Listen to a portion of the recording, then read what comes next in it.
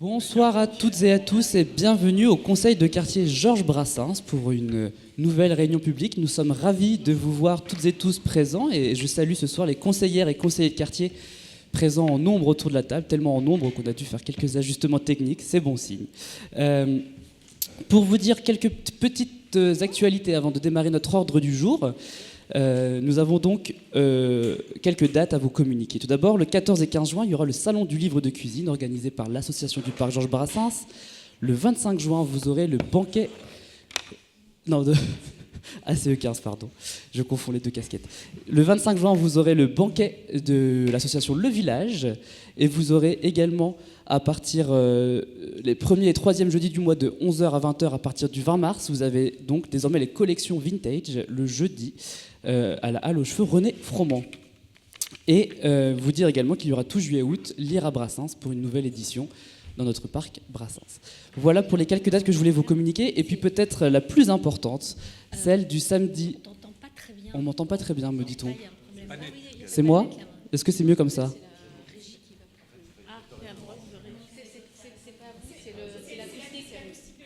C'est l'acoustique de la salle, me dit-on. Ah mais si je fais sans micro, il n'y aura pas pour les gens qui nous regardent en visio. C'est là le souci. Alors que fait-on ? On continue comme ça ? Bon, navré pour le son. Et donc la date la plus importante, je disais, celle du samedi 11 octobre qui donnera lieu à notre fête de quartier, la fête du quartier Georges Brassens, de 14h30 à 17h30. Et pour cette édition, nous allons célébrer la petite ceinture, puisque comme vous le savez, depuis notre dernière réunion publique, un nouveau tronçon de la petite ceinture va être ouvert au niveau du parc Brassens, juste derrière le Montfort. Voilà pour le programme et les quelques dates. J'en viens donc désormais à notre ordre du jour, avec 3 points importants pour notre quartier. La création d'une oasis piétonne à l'avenue Bartholomé. Et je salue Madame Savary et Madame Kerner qui seront nos interlocutrices ce soir sur ce sujet. Nous avons un deuxième point, celui de la place du vélo dans notre quartier, avec la question « Quelle place pour le vélo dans le quartier ?» avec Madame Lannon, Madame Le Sens et Monsieur Lejean qui nous font l'honneur de leur présence ce soir. Et enfin, nous allons avoir un dernier point, un petit peu plus rapide, mais très important, de présentation de nos référents police municipale. Et je salue Madame Dean et Monsieur Dean, et Madame Sevette qui viendront nous présenter ce nouveau dispositif. Et de suite, je passe la parole à Madame Martine Depuis, notre conseillère de quartier, pour introduire très brièvement le petit sujet de l'oasis piétonne, mais surtout faire un point sur la traverse et nous dire des actualités par rapport à la précédente réunion publique. Si on peut donner un micro à Madame Depuis.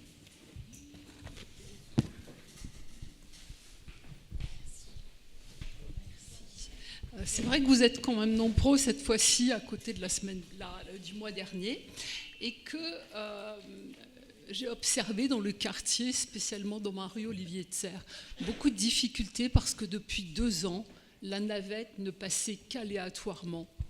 Et ça s'est encore détérioré effectivement la dernière année. Et donc, ils ont été contactés par la mairie et Philippe Lucas, qui est le directeur général d'Autocar Dominique, qui est venu présenter effectivement la santé avec une réunion avec un ordre du jour et une présentation que vous pouvez télécharger sur le site de la mairie, qui était très bien mais parfaitement mensongère.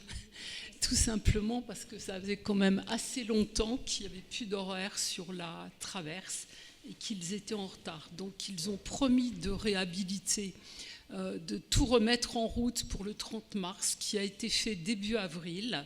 Et ils sont en train d'améliorer effectivement les performances avant la signature d'un deuxième contrat au mois d'octobre. Voilà.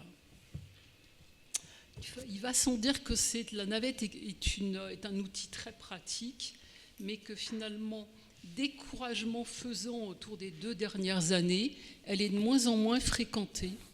Donc, effectivement, il y a de moins en moins de monde et c'est de moins en moins rentable. Voilà, c'est tout ce que je voulais vous dire. Merci beaucoup pour ces précisions. Et de suite, je passe la parole à Madame Kerner et Madame Savary pour nous présenter donc l'opération de l'oasis piétonne à l'avenue Bartholomé.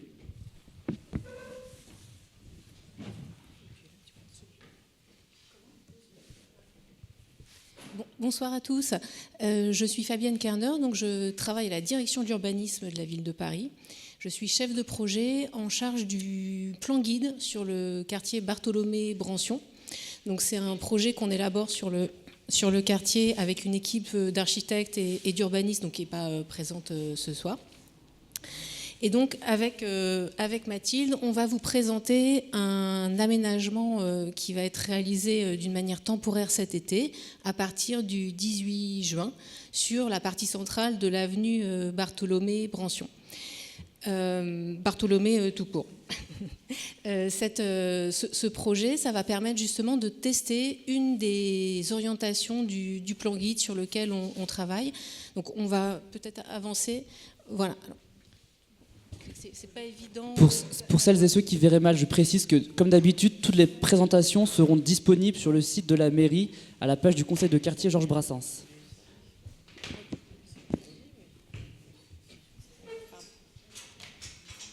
Bon, je pense que c'est quand même mieux pour visualiser. Donc, une des orientations du plan guide pour le quartier Bartholomé-Brancion, c'est de créer un vaste espace vert en cœur de quartier, donc en prolongeant le square Calmette en direction du jardin Bartholomé et de la plaine des sports, et donc sur la partie centrale de l'avenue Bartholomé, d'avoir une continuité de ce parc avec un espace piétonnisé, donc réservé réellement aux piétons, au vélo et végétalisé. Voilà, donc d'avoir ce grand espace et plus globalement à l'échelle du quartier, de développer la trame verte. On est dans un quartier qui est déjà très vert, mais ce que propose le plan guide, c'est d'aller encore plus loin en développant des nouveaux espaces verts. Donc on voit notamment le long des voies ferrées la création d'une promenade des rails, et puis le long de l'avenue Bartholomé, d'autres séquences qui sont proposées à la piétonisation, à la végétalisation, et c'est notamment le secteur entre les deux squares Cardinal-Verdier et de la Plaine, de la même manière pour avoir un grand espace vert, et puis ponctuellement à ce niveau-là, mais je vous rassure, on verra mieux sur les planches suivantes. Peut-être qu'on peut avancer. Et donc cet espace piétonnisé qui serait donc à cet emplacement-là, il s'inscrit dans un projet aussi de créer un cœur de quartier pour Bartholomé-Brancion, avec au niveau de ces ensembles d'habitation, donc les ensembles Dierx, Sicard et Mercier, la transformation des rez-de-chaussée avec des commerces, et puis en face, le long de cette barre de logement, l'aménagement dans les rez-de-chaussée de locaux d'activités associatives notamment. Et donc ce nouvel espace en cœur de quartier permettra de développer des nouveaux usages, que vous allez pouvoir tester justement lors de cette deuxième oasis piétonne. On peut peut-être avancer. Voilà, comme ça on voit déjà un petit peu mieux. Donc là c'est le projet tel qu'il est en train d'être étudié, donc il n'est pas encore validé. Donc peut-être que ce ne sera pas la dernière image que vous verrez sur cette partie centrale. Donc l'oasis piétonne, elle portera sur cet espace-là, hein, donc entre le square Calmette et le jardin Bartholomé. On voit ici donc les rez-de-chaussée commerciaux et d'activités. Et donc là, ce que vous reconnaissez peut-être pas par rapport à aujourd'hui, une des orientations importantes du projet, c'est de reconstruire le groupe scolaire, donc qui est du côté de l'avenue de la Porte-Brancion, en cœur de quartier, pour permettre déjà aux enfants de pouvoir être accueillis dans de meilleures conditions, parce qu'aujourd'hui, l'école, elle est soumise à de nombreuses nuisances, notamment thermiques, phoniques. Et donc là, ça permettra d'avoir une école en cœur de quartier, dans un espace végétalisé. On peut avancer. Et donc là, c'est une image, donc évidemment non contractuelle, mais pour donner à imaginer ce que pourrait être cet espace piétonnisé. Donc la prise de vue, elle est faite ici, au niveau de l'oasis piétonne. Et donc là, il y a des exemples d'occupation, donc vélo, des assises. Mais justement, tout l'objectif cette deuxième expérimentation, puisqu'il y en a déjà une à l'automne, ça va être que chacun puisse s'approprier cet espace et puis voir quel type d'usage on pourrait y développer à terme.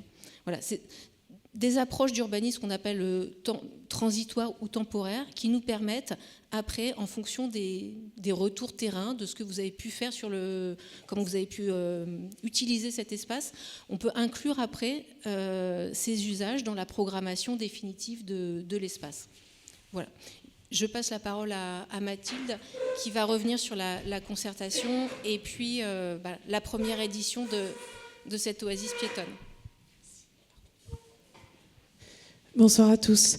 Donc, en effet, pour revenir sur le calendrier de la concertation, puisqu'on est venu à plusieurs reprises sur le terrain, et vous avez aussi le rappel des dates de l'oasis piétonne.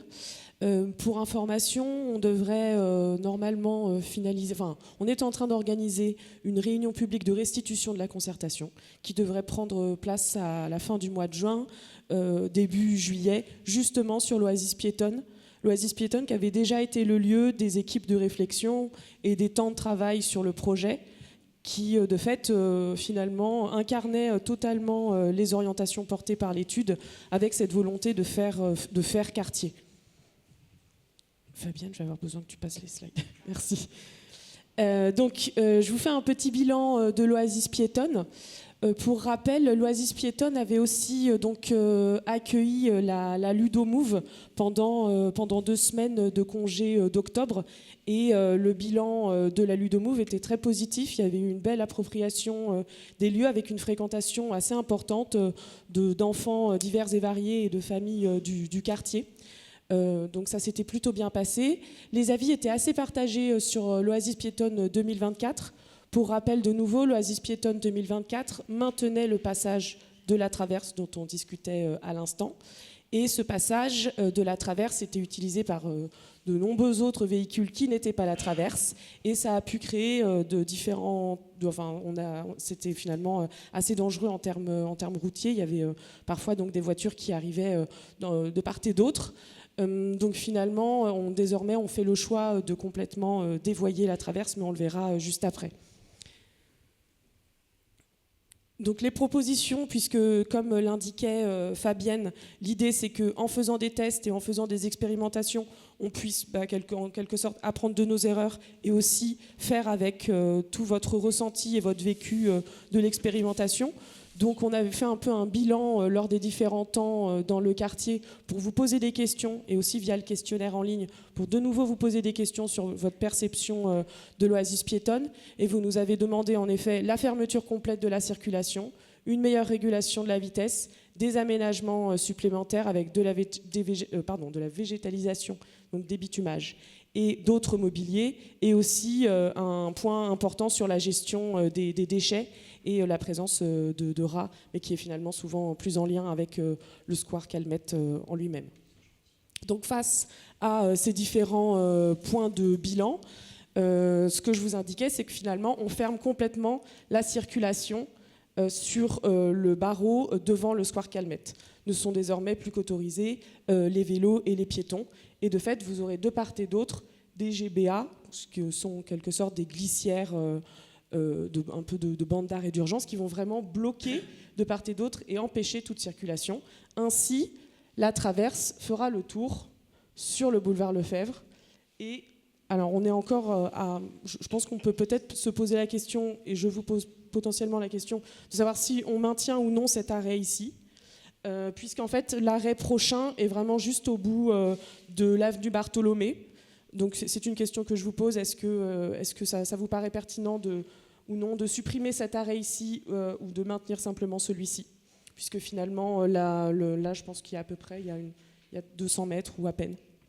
Donc voilà, pour le moment, on peut encore en discuter. Cette oasis piétonne, elle prendrait place donc du 2 juin. À partir du 2 juin, on bloque la circulation et on neutralise le stationnement pour pouvoir faire finalement notre chantier, pour mettre en place, comme la dernière fois, une ombrière, des bancs, Le marquage au sol ludique qui avait bien plu aux enfants. Là, on peut en effet passer à... Alors, ce n'est pas le plan final, puisque j'ai eu un mail tout à fait heureux cet après-midi qui m'indiquait que la Ludomove, grâce au concours de la mairie du 15e, va pouvoir revenir de nouveau pendant une semaine au mois de juillet. Donc il faut que je puisse replacer le conteneur de la Ludomove sur mon linéaire. Donc il faut que je fasse un peu de place. Donc vous voyez ici de nouveau l'ombrière avec des bancs pour justement voilà, un peu créer un espace d'ombre potentiellement de pique-nique. Et puis du marquage au sol ludique. Je pense qu'on va réintégrer la Ludomove de ce côté-là pour avoir quand même un peu de périmètre et de mètres carrés vides devant pour que la Ludomove puisse se déployer pendant une semaine sans problème. Et donc voilà la mise en place de bancs, et je suis en train de voir avec la dev pour essayer d'avoir une végétalisation importante du lieu. Je ne pourrai évidemment pas débitumer puisque l'idée c'est que ce soit temporaire, mais qu'on puisse aussi participer à l'animation du quartier et finalement marquer en quelque sorte déjà les premières idées du projet urbain. Donc voilà, on va rester sur de la végétalisation en pot finalement. Qu'est-ce que je pourrais vous dire d'autre ? Ah oui, ce qui n'apparaît pas non plus ici, mais peut-être vous avez vu aussi dans le quartier, et on va leur permettre évidemment de pouvoir un petit peu finalement, se faire le lieu commun hors les murs, en rez-de-chaussée sur l'angle de la rue Jean Sicard, porté par Paris Habitat et la ville de Paris et la mairie du 15e. Vous avez un lieu associatif qui a ouvert et qui accueille de nombreuses activités. L'idée, c'est de pouvoir peut-être faire une sorte de programme qui pourrait prendre place sur l'espace public flambant neuf qu'on met à disposition. Donc là, on est en discussion aussi avec les différentes associations du quartier. Et d'ailleurs, on a une réunion la semaine prochaine avec les différentes assos du quartier et la MA15 pour discuter justement de cette animation estivale, de qu'est-ce qu'on fait de cet espace public pendant l'été et comment on l'anime. Voilà, je pense que j'ai fini. Oui, si vous avez des questions ou si vous avez des envies d'animation ou des choses comme ça, vous pouvez écrire à concertation.urbanisme@paris.fr. Merci beaucoup. Je pense qu'on prend des questions-réponses. Merci à vous, oui, tout à fait. On va ouvrir une salle de questions-réponses. Si on a autour de la table, oui, Claire. Bonjour. Alors moi, je tiens à saluer l'initiative et le renouvellement de l'initiative parce que pour le coup, pour habiter le quartier et vivre le quartier au quotidien, c'est super. Et ça fait vraiment du bien d'avoir un peu un poumon, un centre de quartier, alors qu'avant, on était un peu toutes... c'était assez linéaire finalement. Et comme on l'avait évoqué il y a 1 an et demi au lancement du quartier politique de la ville, il y avait eu beaucoup de questions, notamment dans cette instance, sur le fait que c'est des grands effets d'annonce, il ne va pas se passer grand-chose, etc. Moi, je peux vous le dire qu'aujourd'hui, de vivre le quartier, il se passe plein de choses. Il y a ce lieu commun qui est un super endroit, qui est en train d'être partagé par plein d'assos. Et en tant qu'habitante, du coup... on le ressent au quotidien, on sent qu'il y a une vraie identification de ces lieux. Donc ravi de voir l'Oasis piétonne revenir. La Ludomove aussi, ça c'était une forte demande, donc je pense que c'est super. Et juste, moi j'avais une question par rapport au projet plus global, parce que vous l'avez évoqué. Est-ce que le projet du déplacement de l'école, il est déjà acté ou c'est encore en projet ? Parce que en effet, ça implique de fait pas mal de travaux, et puis aussi la question des bas d'immeubles qui seraient convertis, donc ça veut dire qu'il y ait moins de logements quand même, bas d'immeubles, mais des locaux pour les associations, ce qui manque cruellement. Donc voilà. Est-ce que c'est des choses qui sont actées ou pas encore ? Voilà. Merci. Merci Claire. Est-ce qu'il y a d'autres questions autour de la table ? Oui.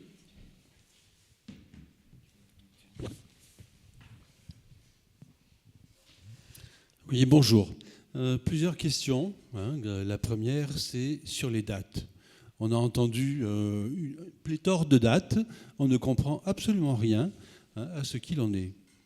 On a entendu le 2, le 18 et le 21 qui nous a été signalé par M. Liabeuf dans un mail qui date de tout à l'heure, 17h49. Donc là, on aimerait bien avoir un peu plus de détails précis sur ça commence quand et surtout, est-ce que c'est provisoire ou est-ce que c'est définitif? Parce que là aussi, on entend tout et n'importe quoi, et surtout son contraire, sur la période.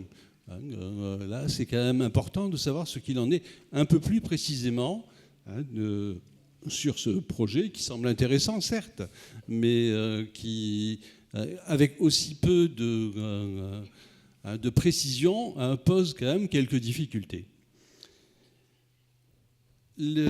Pourquoi vous dites que ça va être mis uniquement piétonnier, mais pourquoi des vélos? Pourquoi les vélos auraient accès? Les vélos n'ont pas accès au parc public, les vélos n'ont pas accès aux zones piétonnières habituellement. Pourquoi les vélos seraient accessibles? Est-ce que les trottinettes vont l'être? Je rappelle que ce sont de véritables dangers pour les enfants, qui, dans le cadre d'une zone piétonnière, va poser un réel problème, en particulier pour les parents qui les accompagnent. Donc, vous avez précisé tout à l'heure que les vélos auraient accès à cette zone. Là, on ne comprend pas. C'est piétonné ou ça ne l'est pas. Là aussi, merci de préciser ce qu'il en est. Et la végétalisation, vous parlez de végétalisation, elle va être provisoire? Elle aussi? Voilà, merci de pouvoir prendre en compte les questions que je viens de vous poser. Merci. Donc pour répondre aux deux interventions, mais il y avait déjà beaucoup dans vos présentations initiales. Peut-être qu'on va déjà répondre à ces questions, parce que là, il y en avait plusieurs d'un coup. Concernant donc le déménagement de l'école, mais cette question, elle renvoie plus globalement à toutes les orientations en fait du plan guide. Pour l'instant, on n'a pas encore de validation définitive de ce projet urbain. On est en fin de phase d'études. Donc là, pour le coup, pour l'école, je ne pourrais pas annoncer de date précise. En tout cas, c'est une des orientations très structurantes du plan guide. Voilà. Donc a priori, c'est quelque chose qui sera inscrit dans le plan guide. En tout cas, nous, c'est ce qu'on porte au niveau de la direction de l'urbanisme. Bon, tant qu'on n'a pas eu vraiment la dernière décision de l'ensemble des élus associés au projet, j'ai envie de dire, bon. Mais en tout cas, nous, c'est quelque chose qu'on porte. On pense que c'est très important pour le confort des enfants et pour animer ce cœur de quartier. Ce qu'il faut avoir en tête sur le plan guide, c'est qu'on est sur des transformations qui sont très structurantes, avec des interventions sur le parc de logement, notamment les espaces publics. Donc là encore, on ne pourra pas donner de date précise pour chaque travaux, mais c'est une transformation sur le long cours pour le quartier. Donc il y aura tout un phasage, et d'où l'importance pour la direction de l'urbanisme de pouvoir avoir rapidement des actions qui se passent dans le quartier. Vous le disiez, le lieu commun en est une, l'oasis piétonne, la lutte de mouve. Je passe aux autres questions. Alors sur les dates, je laisserai ma collègue vous répondre. En revanche, moi je peux vous répondre sur le sujet des vélos et la végétalisation. Alors justement, c'est pour ça qu'on teste. Voilà, nous, on pensait avec les architectes que c'est bien d'avoir un espace qui soit ouvert, traversant, ouvert donc aux circulations piétonnes. On puisse partir de l'ouest vers l'est et traverser cet espace, ce nouvel espace de végétalisé. Si on voit à l'usage, si dans le cadre des différents échanges qu'on peut avoir avec les uns et les autres, cette problématique du vélo est posée, et c'est quelque chose qu'il faudra effectivement prendre en compte, étudier. C'est vrai que si on ne veut pas que les vélos passent, moi spontanément j'entends ça me dire, ça veut dire qu'il faut clôturer. Bon, c'est une autre pratique, mais c'est aussi comme ça qu'on conçoit le projet urbain. C'est vrai que pour l'instant, l'intention était d'avoir un espace traversant. Mais après, voilà, il y aura d'autres temps de travail. Et donc, on verra en fonction des résultats de l'Oasis, de la concertation, des avis des uns et des autres, comment ça pourra évoluer sur cet aspect du programme. La végétalisation, donc 2 temps. Effectivement, pendant l'Oasis, c'est provisoire, puisque Après, on n'a pas encore les travaux définitifs vont pas encore se faire le lendemain. Donc, dans un premier temps, là, cet été, c'est provisoire. En revanche, quand il y aura l'aménagement de ce barreau central entre Bartholomé et le square Calmette, là, la végétation, elle sera définitive, oui. Alors, pardonnez mon imprécision, je vais rectifier ça de suite. Donc, en effet, on est sur du provisoire. Donc, à partir du 2 juin, le stationnement sera banalisé et de fait, la circulation sera bloquée elle aussi. Et jusqu'au 17 juin, c'est nos semaines de chantier en fait et de montage. Le 18 juin, ce serait l'ouverture au public. Après, en soi, c'est un espace déjà public, donc il ne sera pas totalement bloqué. Les gens pourront passer sur les trottoirs. Et donc l'oasis piétonne en elle-même véritablement prend place du 18 juin jusqu'au 24 août. Et après, de nouveau, j'ai 2 semaines de démontage, de remise en état, durant lequel il faut enlever donc le marquage au sol, enlever l'ombrière, etc. Je prends toujours un peu plus parce que parfois il y a des petits problèmes. Voilà. Donc j'ai 2 semaines de démontage jusqu'au 7 septembre. Et au 7 septembre, le 7 septembre, on rend la circulation et l'entièreté de l'espace public, et la circulation est de nouveau autorisée, et la traverse reprend son cours normal aussi. Voilà. En fait, je pense que la question de M. Mira portait aussi, parce que j'étais aussi... Ça fait 3 mois, ça n'en fait pas 6. En fait, c'est juste pour reprendre sur la traverse, en fait, c'est vrai que Monsieur Liabeuf, Dimitri Liabeuf, qui est directeur au niveau de la traverse, nous a envoyé un mail cet après-midi dans lequel il nous parle du contournement, donc du détournement de la traverse à compter du 21 juin. Donc je pense qu'il y aura peut-être une date à revoir avec lui, parce que si vous fermez à la circulation et au stationnement dès début juin, il y aura peut-être une petite mise à jour à faire.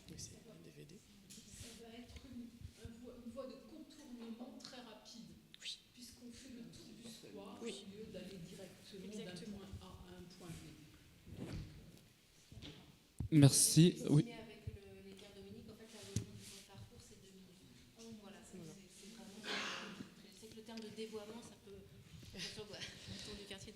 Merci pour cette très claire précision calendaire. Et s'il n'y a pas d'autres questions, je vous propose d'avancer peut-être à notre deuxième point de l'ordre du jour.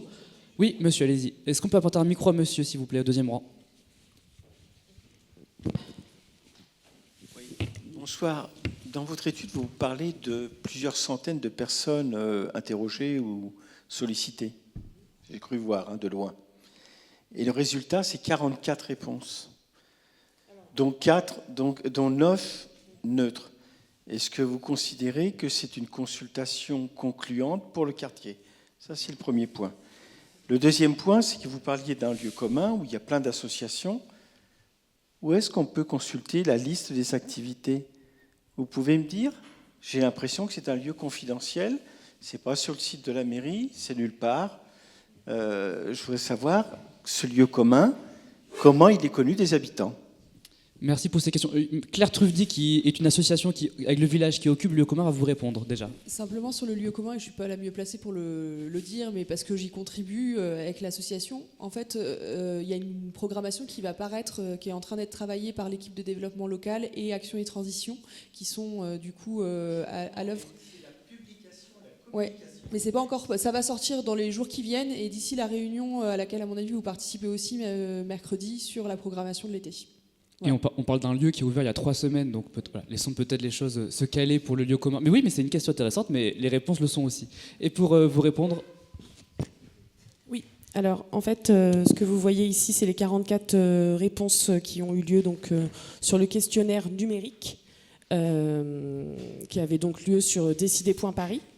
Et en fait, ce que vous voyez ici, c'est qu'en fait, on a rencontré... à peu près 500 personnes depuis décembre 2023. Mais finalement, en effet, sur l'Oasis piétonne, on n'a eu que 44 avis. Alors évidemment, je ne peux pas monter en généralité complètement avec 44 avis, je l'entends bien, mais on a quand même tenté de prendre en considération les gens qui s'étaient exprimés. Et je pense qu'on refera la même pour l'Oasis piétonne 2.0 pour justement récolter vos différents avis sur cette nouvelle expérimentation.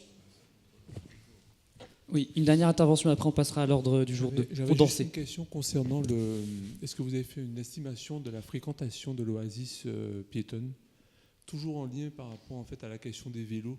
C'est-à-dire que finalement, si vous avez, parce que c'est vrai que c'est assez particulier, on l'appelle oasis piétonne. Oasis piétonne. Alors moi je vois tout de suite à pied quoi. C'est-à-dire que pourquoi on l'appelle oasis piétonne alors qu'en fait elle est autorisée au vélo. Ça c'est quelque chose que je n'arrive pas trop à saisir. Et c'est vrai que le calcul de la fréquentation, enfin l'estimation de la fréquentation, à mon avis, peut vous donner des réponses sur la viabilité, concernant les passages à vélo. Ça, je crois que c'est important. Mais vous avez raison, ce n'est plus une oasis piétonne, parce que dans la première, effectivement, on a pris ça. Dans la première version, elle était isolée. Elle était isolée du flux de circulation de la traverse. Donc, c'est vrai que les vélos, on avait protégé, là pour le coup, c'était vraiment une oasis. Et les vélos, pour passer à vélo, il fallait soulever son vélo pour rentrer dans l'oasis. Donc, c'était une oasis piétonne. Et c'est vrai que là, effectivement, même les vélos, là, ils vont pouvoir passer, en fait, on va fermer la circulation, ils vont pouvoir récupérer par les trottoirs. Donc c'est une oasis qui ne sera pas que piétonne, effectivement, vous avez raison. Il faut qu'on recale le terme. C'est-à-dire que moi, j'ai toujours l'impression que quand on parle d'oasis, c'est un havre de paix. Oui. Et mélanger les piétons avec les vélos, ça peut être très accidentogène. Et vous savez très bien qu'à Paris, fréquemment et régulièrement, vous avez des accidents entre vélos et piétons. Donc je pense que ça, c'est quelque chose qui... Merci, vous voulez tester, mais je pense que... Je me demande s'il faut vraiment tester ou carrément dire que c'est une oasis qui est piétonne et que les vélos pourront contourner par d'autres moyens, mais pas en rentrant dans cette oasis qui est supposée être un havre de paix. Alors, Madame Le Sens, oui. Oui, pardon, je vais juste dire un petit mot là-dessus. Je suis la conseillère déléguée au vélo du 15e, donc quand même un petit peu. Qu'est-ce que je voulais dire ? Oui, je pense qu'il faut faire l'expérience de bonne foi et on verra. Parce que probablement ça se passera bien, parce que quand le chemin est étroit, les cyclistes ne vont pas vite. C'est comme les voitures, quand la chaussée est étroite, ils roulent moins vite que quand elle est large. Donc, oui, il n'y aura pas plus d'accidents que maintenant. Et en fait, les accidents avec les vélos, il y en a. Il peut y en avoir, bien sûr. Il y a des jeunes fous. Mais le problème, si vous voulez, en même temps, c'est que le boulevard, il est franchement pas du tout sympa, du tout.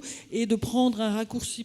Moi-même, je le prends souvent, ce raccourci, parce que c'est un endroit beaucoup plus paisible pour aller pas très loin, quoi. Voilà. Alors, les cyclistes pourraient descendre parce que on sera la de bonne traverse foi, n'est pas longue. Si c'est vraiment problématique, on le fera pas, ça c'est clair. Les cyclistes pourraient pas. descendre de vélo et traverser à pied. Ça c'est plus être cycliste, tu sais bien. Et on peut demander, les cyclistes, ils peuvent rouler très lentement, mais pousser un vélo, ça n'a pas grand sens, quoi. Ça n'est pas accepté d'habitude. Ça c'est irréaliste, si vous voulez. On peut dire ce qu'on veut, mais ça marche pas, quoi. Voilà, je reprends la parole parce qu'on anticipe sur notre ordre du jour. Là, on est déjà rentré dans le débat vélo-piéton. On va le garder pour après. Voilà, c'est la transition. Je vous laisse peut-être juste finir en un mot et puis après on passera vraiment à l'ordre du jour. Je vais juste ajouter quelque chose sur les vélos et sur le passage des vélos. Quand on a fait l'oasis piétonne, donc la première expérimentation, on s'était évidemment posé la question des vélos. Et en fait, grâce à l'application Strada qui montre finalement le passage des différents vélos et les passages les plus empruntés par les cyclistes qui utilisent cette application, il s'avère que les cyclistes qui ont tendance à aller un petit peu vite, etc., et qui sont à un point A à un point B avec une belle cadence, ils passent par le boulevard Lefebvre. Et par conséquent, on est sur Bartholomé, sur des cyclistes qui roulent a priori un peu moins vite et qui sont plus, d'agrément, en balade, etc. Voilà. On en était resté là-dessus. Après, j'entends tout à fait. Et, on expérimente dans tous les cas. Tout à fait, voilà. Ce sera le retour d'expérience et on fera un choix en conséquence. Merci beaucoup. Merci de votre intervention et on peut peut-être vous libérer, mesdames, pour être venues. Merci, vraiment, merci pour cette présentation. Et donc, on arrivera à notre deuxième ordre du jour, qui est donc la question suivante. Quelle place pour le vélo dans le quartier ? Et donc, j'appelle, alors je crois qu'il y a déjà Madame Lannon autour de la table, mais j'appelle Monsieur Yves Lejean de Paris-Ancel. Si, vous inquiétez pas. Monsieur Yves Lejean également autour de la table pour Paris en salle 15e qui nous fera une intervention. Et puis Madame Le Sens qui s'est déjà présentée sera aussi intervenante dans ce sujet. Juste peut-être avant de lancer le sujet du vélo, vous dire quand même en un mot que la question n'est pas pour ou contre les cyclistes, pour ou contre les piétons, pour ou contre les voitures. On a posé la question pour les membres du conseil de quartier qui étaient présents lors de la réunion préparatoire. Quelle place pour le vélo dans le quartier pour que chacun et chacune trouve sa place, qu'on soit usagère ou usager du vélo, de la voiture ou qu'on utilise ses jambes. Donc on va avoir des débats, je l'espère, pacifiés sur cette question et qui soient des débats constructifs pour améliorer la circulation cycliste et également voir les points éventuels de friction. Voilà. Merci à toutes et tous pour respecter ce cadre de débat qui nous grandira toutes et tous ce soir. Et je passe de suite la parole à Madame Lannon. Madame Le Sens, pardon. Mais si Madame Lannon est là-bas. Oui. Mais je passe la parole à Madame Le Sens dans ce cas.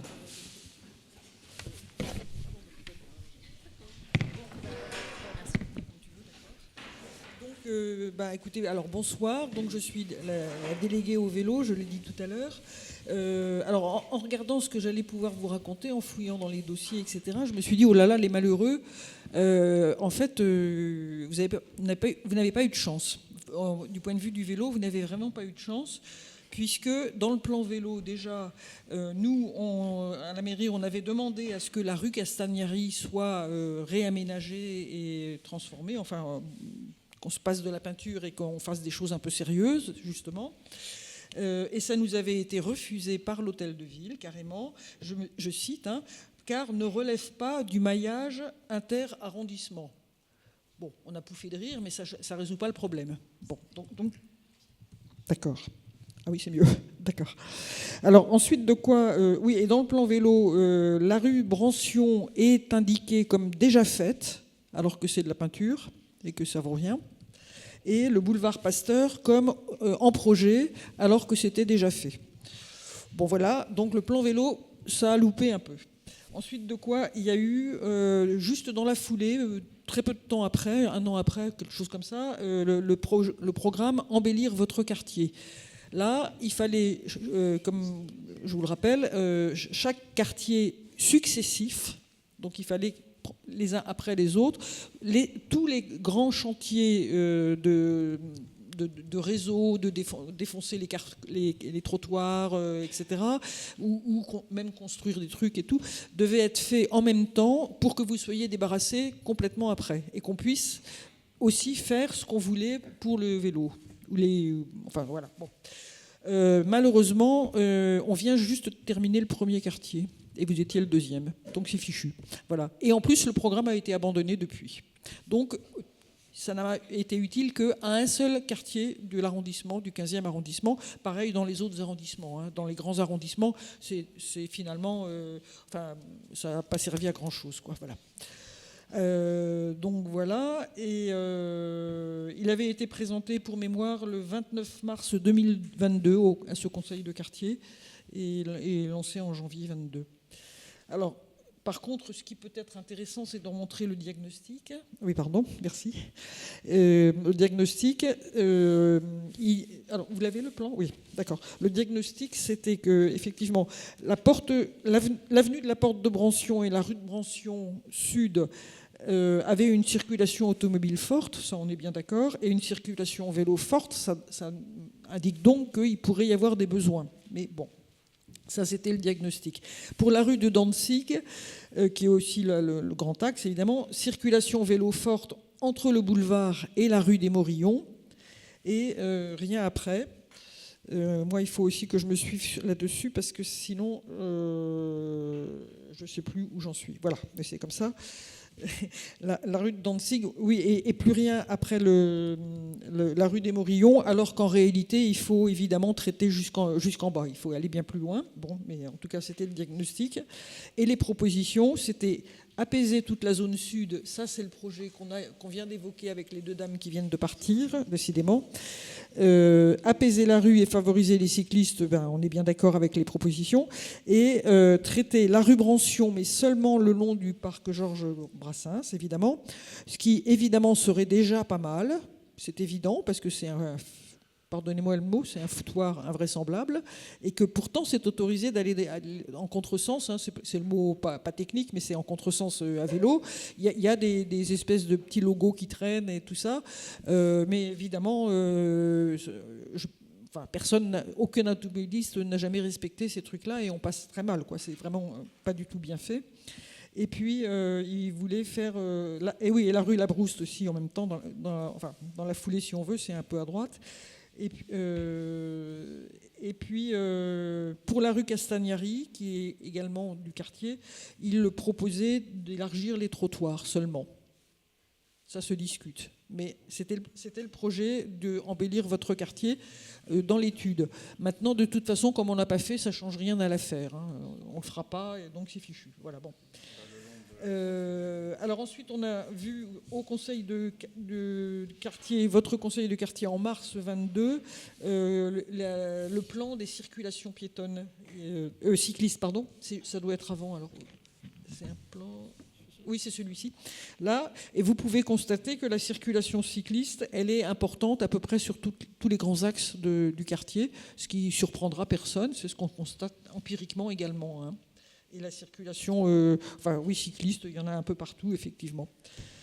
Ensuite, de quoi il y a le CAUE qui est intervenu. Alors, c'est le conseil, c'est un organisme qui fait de l'urbanisme et qui dépend de la ville de Paris, pour simplifier. Et ça veut dire CAE, Conseil Architecture, Urbanisme et Environnement. Ils font aussi du conseil en architecture, notamment, et d'aménagement urbain. Et ils avaient recueilli les souhaits des habitants. Et ce qui arrivait en premier, c'était la rue Brancion. Or, nous avons reçu à la mairie 3 lettres récemment qui demandent que l'on travaille la rue de Dantzig. Non, la rue Olivier de Serres, pardonnez-moi. La rue Olivier de Serres. Il y a eu 3 lettres tout à fait récemment. Moi, manifestement, les deux me paraissent intéressantes, mais la rue Brancion va beaucoup plus loin, et donc me paraîtrait, s'il devait y avoir une priorité, mais je ne sais pas ce qui va se passer après les élections, parce que maintenant, quand même, ça se termine un peu. Je ne sais pas ce qui va être décidé. Mais si on me demandait mon avis à moi, il faut faire les deux, c'est évident. Mais la priorité, c'est peut-être, si on fait une rue, que ça aille le plus loin possible, le plus bas possible, pour que rendre service de façon cohérente aussi. Parce que si vous avez une rue où vous commencez à bien l'aménager, puis qu'ensuite c'est le foutoir, c'est un peu mensonger pour les gens qui l'utilisent. Même ils peuvent croire que ça va être aménagé un peu, au moins jusque la rue de Vouillé, et puis pas, quoi. Donc, bon. Mais de toute façon, on n'en est pas là, malheureusement. C'est comme ça. Et venez dans les souhaits des habitants, très loin derrière, l'avenue de la Porte-Brancion et la rue Castagnari, celle qui longe le chemin de fer. Et l'avenue de la Porte et la rue Castagnari, non, qui longe le chemin de fer, mais aussi qui se rabat dans le vieux quartier des Halles, hein, évidemment. Voilà. Alors, ce qui a été fait, très peu. En fait, bien sûr, on l'a évoqué tout à l'heure, c'est le prolongement de la petite ceinture. C'est pas pour les cyclistes du tout, d'ailleurs. Là, pour le coup, c'est interdit, c'est espace vert officiel. Hein. C'est des choix. Le maire, quelquefois, s'énerve en me demandant pourquoi c'est pas cycliste. Je lui dis parce que c'est un parc. Mais on en est là, en tout cas. Mais ça sera très beau. Ça va être très, très bien. Là, pour le coup, je crois que vraiment, vous allez nous bénir. Ça va être vraiment magnifique. Et de notre côté, alors j'ai retrouvé plusieurs lettres et autres où nous insistons auprès de l'hôtel de ville, et ils ont fait la sourde oreille pour obtenir la rue Brancion et la rue Olivier de Serres, pardon. Justement, avec la rue Olivier de Serres, on avait même eu des rencontres sur le terrain avec les associations de parents d'élèves. On avait amorcé le travail, etc. Et malheureusement, nous sommes quand même dépendants des services techniques de la ville. Et ça se passe comme ça peut, et quelquefois ça se passe mieux que d'autres fois peut-être. Mais enfin, par contre, vous voyez, pour l'avenue Bartholomé, c'est également une proposition de nous. C'est nous qui l'avons demandé. Enfin, c'est même, soyons honnêtes, c'est Jean-Yves Pinet qui en a eu l'idée et qui a porté l'idée. Et moi, j'avais la même idée, mais je suis que conseillère. Et donc, on s'était épaulés mentalement l'un l'autre, bien entendu, parce qu'on fait équipe. Mais enfin, c'est quand même l'idée, elle est quand même venue de nous. Et là, ça a pris. Vous voyez, alors, Tant que c'est pas fait, on touche du bois, on est bien d'accord. Mais enfin bon, en tout cas, voilà. Il ne faut pas non plus désespérer, quoi. Quelquefois, c'est un peu la chance, quoi, si on veut. Alors, ce qui est en cours d'étude, donc, c'est le quartier Bartholomé avec la porte Brancion et avec cette jonction des espaces verts qui est quand même très intéressant. Et par contre, j'ai eu confirmation de la part, Madame, la représentante de la mission vélo va nous le dire, il n'y a pas d'études de prévues pour l'instant sur Castagnari, Brancion, Danzig et Olivier de Serres, mais bon, puisqu'elle est là, c'est beaucoup mieux, elle va le dire elle-même. Voilà, et puis c'est tout. Alors par contre, j'ai aussi regardé les chiffres d'accidents, si vous voulez bien les montrer, Nathan. Alors,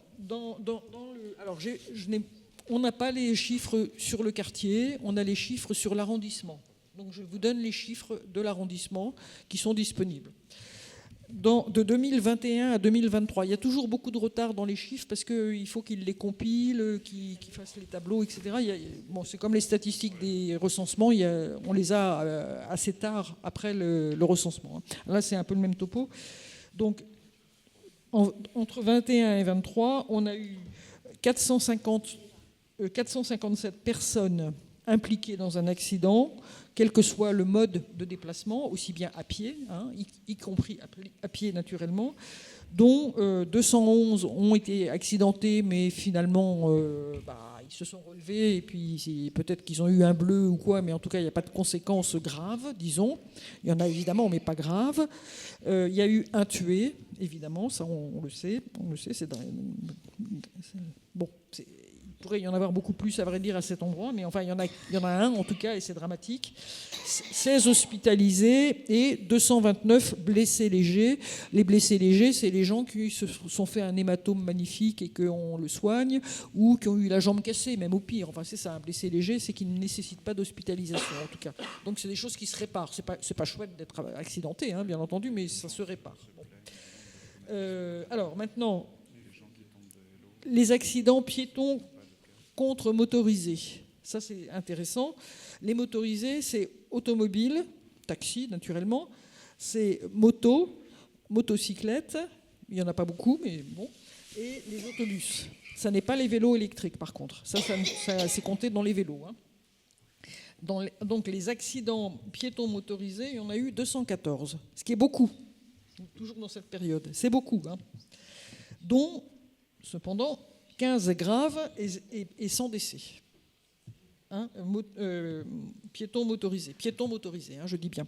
Ensuite, vélo motorisé, donc piétons motorisés 214, piétons motorisés 155, toujours la même période, avec le fameux mort, c'était porte de la Plaine, place de la porte de la Plaine, là, oui c'est ça. Enfin, c'était l'amorce sur le boulevard des Maréchaux, tourné à droite, quoi, dans l'avenue de la Porte de la Plaine, et un mort et 4 hospitalisés, donc les vélos contre motorisés.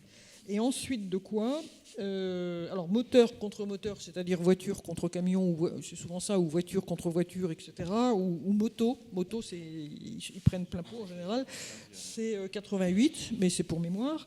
Et alors vélo contre piéton, je savais que vous alliez poser la question, forcément. Il n'y en a eu que 39 sur cette période, sur le même territoire, 39, et aucun hospitalisé, aucun mort, etc. Alors, ce sont des accidents recensés. Je ne vous dis pas qu'en réalité, il n'y en a pas un peu plus, évidemment, surtout dans les légers, puisqu'ils sont... On ne fait pas de constat. S'il n'y a pas une raison que la police soit au courant, on n'a pas trop moyen de le savoir. Mais si la police n'est pas trop au courant, c'est aussi que c'était léger et pas très grave. Donc, l'un dans l'autre, ça donne une idée quand même que la gravité des accidents, elle est très différente contre un cycliste, pour un piéton, contre un cycliste que contre un motorisé, quoi. Ça confirme les choses qu'on peut deviner en même temps, mais voilà, ça c'est les chiffres que j'ai. Et voilà à peu près tout ce que je suis capable de vous dire sur le quartier, sauf à répondre à des questions, mais sinon voilà. En tout cas, moi, je vais juste conclure en disant que pour pour le prochain plan vélo, puisque chaque fois qu'il y a des élections, on remet ça à zéro. Et s'il y a encore des plans vélo, ce qu'évidemment on ne fait que espérer, on en reparlera évidemment. Hein. Mais moi, je crois toujours que la priorité, puisqu'on ne peut pas tout faire, et puis il n'y a pas que votre quartier en plus, et puis il n'y a plus beaucoup de fric. Donc c'est compliqué tout ça. Et moi, je suis personnellement... je vais vous dire.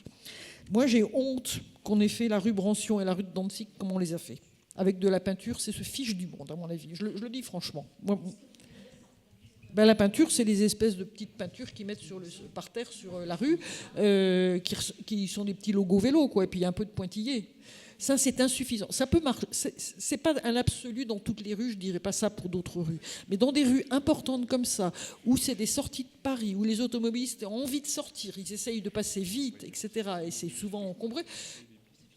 Je dirais même, ils ne le voient même pas, et puis ils s'en foutent peut-être, mais en tout cas, ils le voient à peine. Enfin, ça ne suffit pas. Dans des endroits comme ça, moi, je suis désolée, je veux vraiment qu'on fasse des pistes cyclables. Et alors là, à la rigueur, on peut expérimenter, c'est ce qu'on va peut-être nous répondre de temps en temps, mais l'expérience, là, on l'a faite. On l'a faite. Et ça a trop duré, même, je dirais, parce que là, c'est insensé. Or, les contresens, en revanche, c'est indispensable. Ça, je les défends formellement, parce que c'est rétablir le double sens naturel de la vie, tout simplement. C'est rétablir la possibilité d'aller dans les deux sens.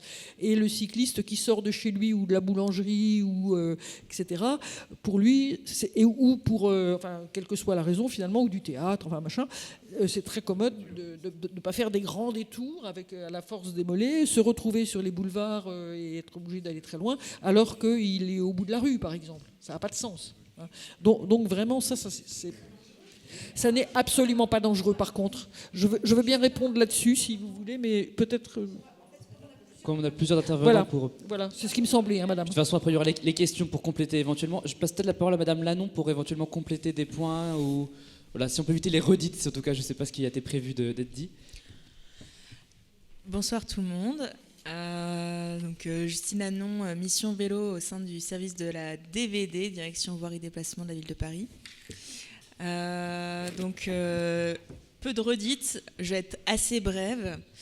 Le quartier Brassens, il est concerné par deux projets qui lui sont très très limitrophes, périphériques, puisque nous avons un premier projet qui est en cours de travaux. Donc peut-être que certains ont eu l'occasion de passer au nord-est du quartier vers la place Montclar. Donc on est vraiment à la limite du quartier sur la rue Vouillet. C'est un projet qui a commencé le 14 avril dernier, qui va se prolonger jusque le 20 juin prochain. Et notamment à partir de... Alors on est combien 22 ? Eh bien, à partir de ce soir, les travaux vont basculer sur la partie de la rue de Vouillet. Alors la rue Vouillet qui est concernée, c'est entre la place Montclar et la limite d'arrondissement avec le 14e.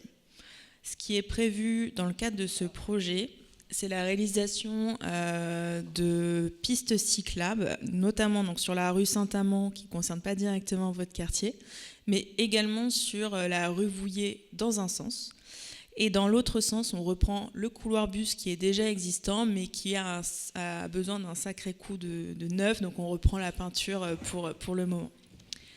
Les éléments qui vont pas mal changer par rapport à ce que vous avez pu connaître, c'est le traitement même du carrefour Montclar, du général Montclar, puisqu'on va venir préfigurer une future petite place urbaine. Donc dans un premier temps, ça va être ce qu'on appelle un aménagement tactique assez léger et rapide à mettre en œuvre, mais dans l'idée de pouvoir le pérenniser dans un futur proche, on espère.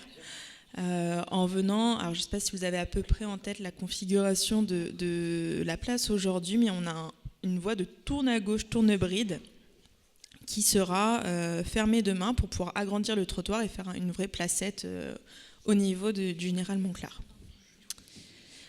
Je pense que j'ai à peu près tout dit pour ce projet. Et donc un projet qui serait à venir, on bascule sur l'autre périphérie du quartier. C'est au niveau de l'avenue de la Porte de la Plaine, au croisement avec le boulevard des Maréchaux, l'avenue Lefebvre, ici. On vient faire un traitement ponctuel et pareil, encore une fois, assez léger, tactique dans un premier temps, du carrefour, puisque comme il a été évoqué, il y a eu un accident grave impliquant un cycliste il y a quelques temps. Et donc l'objectif, c'est de répondre à cette insécurité pour les usagers cyclistes en venant améliorer le carrefour. Donc ça, l'objectif, c'est de le réaliser au cours de l'été de cette année. Voilà. Donc n'hésitez pas si vous avez des questions, mais moi j'ai fait le tour. Merci. On finit juste les intervenants et après les questions comme ça. Mais merci beaucoup pour ces précisions et ces points très concrets. Et je passe la parole tout de suite à monsieur Lejean de Paris-Ancel 15e, association qui travaille pour les cyclistes. Oui, bonsoir à tous. Donc Yves Lejean, Paris-Ancel. Donc on est une association à l'échelle du Grand Paris. On est présent un peu partout et dans le 15e, il y a à peu près 70 adhérents qui constituent le groupe local. Et donc on essaye de travailler en bonne intelligence avec les différents services de la ville au niveau de l'arrondissement et des services centraux pour essayer d'apporter un éclairage sur ce dont ont besoin les cyclistes et plus généralement les habitants des différents quartiers. On a déjà parlé un petit peu des infrastructures avec Madame Le Sens et les services de voirie. Donc ça, c'est un plan qui est une vision cycliste de votre quartier. En bleu, vous voyez les pistes cyclables en bleu plein. Il y a des petits points qui représentent les stationnements vélos. Et puis, il y a des petites flèches que vous ne voyez pas parce que vous êtes trop loin. Mais si vous allez voir la version en ligne, vous les verrez, qui indiquent les doubles sens cyclables qui sont déjà existants. Donc c'est une version qui est donc c'est basée sur OSM. Ça s'appelle cyclosm.org. Et vous avez accès à la fois au plan de votre quartier et de partout dans le monde si vous avez envie de voyager à vélo. Sur le plan vélo de la mandature qui a déjà été évoqué, donc saluons quand même la réalisation de pistes sur l'avenue de la Porte de Brancion, que vous avez vu apparaître au tout début de la mandature. Il y a également donc les travaux qui ont été évoqués sur le petit bout de la rue de Vouillé avant d'obliquer vers la rue Saint-Amand. Malheureusement, la rue de la Convention qui était prévue au plan vélo n'a pas été touchée. On a également des interruptions sur les maréchaux entre en gros la rue Brancion et le 14e, qui dans ce sens 15e vers 14e, il n'y a plus de pistes. Donc il faut vous débrouiller pour circuler avec les voitures et les autres véhicules, qui n'a pas été résorbé. Ça viendra peut-être un jour. Il y a eu des travaux sur les maréchaux à d'autres endroits et pas encore ici. Et puis la rue Louis Vicat, donc c'est la rue qui est c'est outre-périphérique, c'est juste de l'autre côté du périphérique, mais c'est quand même dans votre quartier, a été plus ou moins, j'ai l'impression, concédée en gestion au département d'à côté et à la ville d'à côté. Donc je ne suis pas certain que la ville de Paris fera beaucoup de projets là à l'avenir, mais peut-être que de l'autre côté, ils feront quelque chose d'intéressant.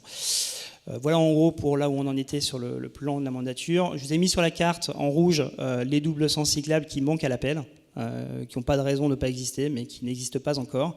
Donc il y en a pas mal qui sont dans le quartier Bartholomé, qui pourront peut-être être réalisés à l'occasion aussi peut-être des projets qu'on a évoqués tout à l'heure. Et puis à voir pour la rue Castagnari, qui est une des rues qui en est actuellement dépourvue et qui pourrait offrir une continuité pour venir du centre de Paris. Les panneaux M12, c'est le passage cycliste au feu. Donc ça, c'est ce qui permet aux cyclistes, en cédant évidemment la priorité aux piétons qui ont le feu vert, de tourner alors le plus souvent à droite pour poursuivre leur chemin, même quand le feu est rouge. Il y a des endroits où il n'y en a pas, où ça pourrait être utile. On vous les a notés, c'est pareil, c'est dans le quartier spécifiquement. Il y a une petite liste où il pourrait être implanté. Ça permet de plutôt passer quand il n'y a pas de piétons que de passer au vert même quand les piétons se présentent alors que c'est désormais rouge pour eux. Ça, c'est un point très important. Il y a une loi qui est passée en 2019 qui oblige même toutes les municipalités à mettre en conformité tous les passages piétons. Donc quand vous voyez le schéma de gauche, c'est ce qui est vraiment obligatoire dans la loi. Et puis le CEREMA, qui est l'organisme français qui essaye d'avancer de façon encore un peu plus progressiste sur la sécurité de tous les usagers, recommande la version de droite. Donc la subtilité, c'est que quand il y a un double sens cyclable, eh bien on doit neutraliser le stationnement en amont du passage piéton, y compris dans le sens de circulation motorisée. Et c'est assez important quand la rue est étroite, ça permet de mettre vraiment en visibilité les piétons et les cyclistes qui se voient. Et donc les cyclistes n'auront absolument plus d'excuses de ne pas s'arrêter quand un piéton se présente. Voilà, donc c'est vraiment important pour ça. Et malheureusement, donc il y a pas mal d'endroits où c'est traité. Donc il y a un exemple là-haut à gauche où il y a des arceaux vélos qui empêchent le stationnement et donc on voit les piétons qui se présentent. Au milieu, on est vraiment à 2 pas d'ici, au bout de la rue. Vous voyez un exemple lamentable d'un passage piéton devant un collège où on a une place de stationnement qui masque complètement le passage piéton. Donc ça, c'est vraiment ce qu'on on a du mal à comprendre pourquoi on voit encore ça à Paris en 2025, 6 ans après la loi, mais on espère que ça sera traité rapidement. Et puis vous avez en bas les conformités d'apparat, où en fait ce que vous voyez pas, c'est que sous la voiture, il y a des petites lettres qui disent vélo. Donc officiellement c'est un stationnement vélo, mais comme vous le voyez, comme il n'y a pas d'obstacle, ça n'est pas forcément le cas. Donc là, pareil, ça serait intéressant de peut-être faire le travail jusqu'au bout pour neutraliser physiquement le stationnement. Donc ça, ce sont toutes des photos de votre quartier. Vous ne les voyez pas, mais je peux vous garantir que c'est les photos de votre quartier fait pour le diagnostic. Et donc le diagnostic est le suivant.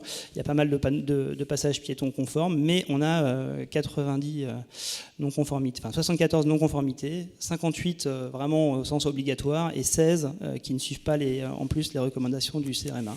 Donc il y a une carte interactive qui est disponible si vous voulez aller voir, mais bon, il y a encore beaucoup de travail à réaliser pour être conforme et faciliter la cohabitation des piétons et des cyclistes dans votre quartier.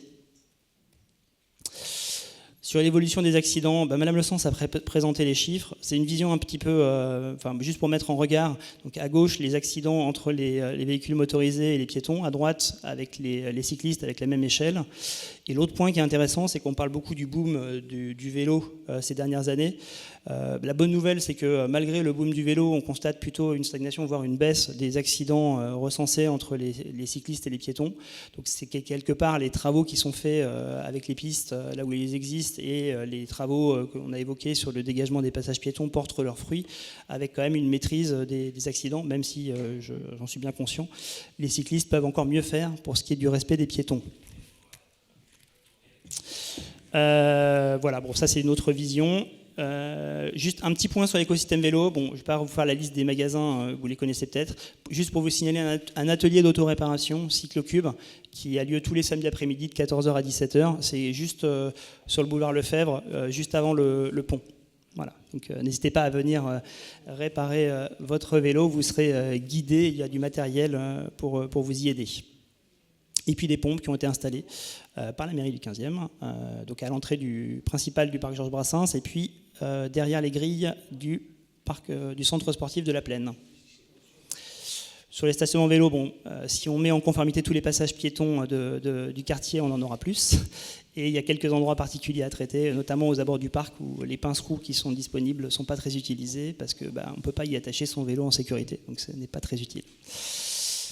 Si vous avez besoin de circuler, n'hésitez pas à utiliser GeoVélo, qui est vraiment une application qui utilise les dernières mises à jour sur les aménagements. Donc si vous voulez que ce soit pour circuler dans le quartier ou au-delà, vous pouvez rentrer la destination et ça vous indique un itinéraire le plus sécurisé possible si vous le souhaitez pour circuler à l'abri de la circulation quand c'est possible.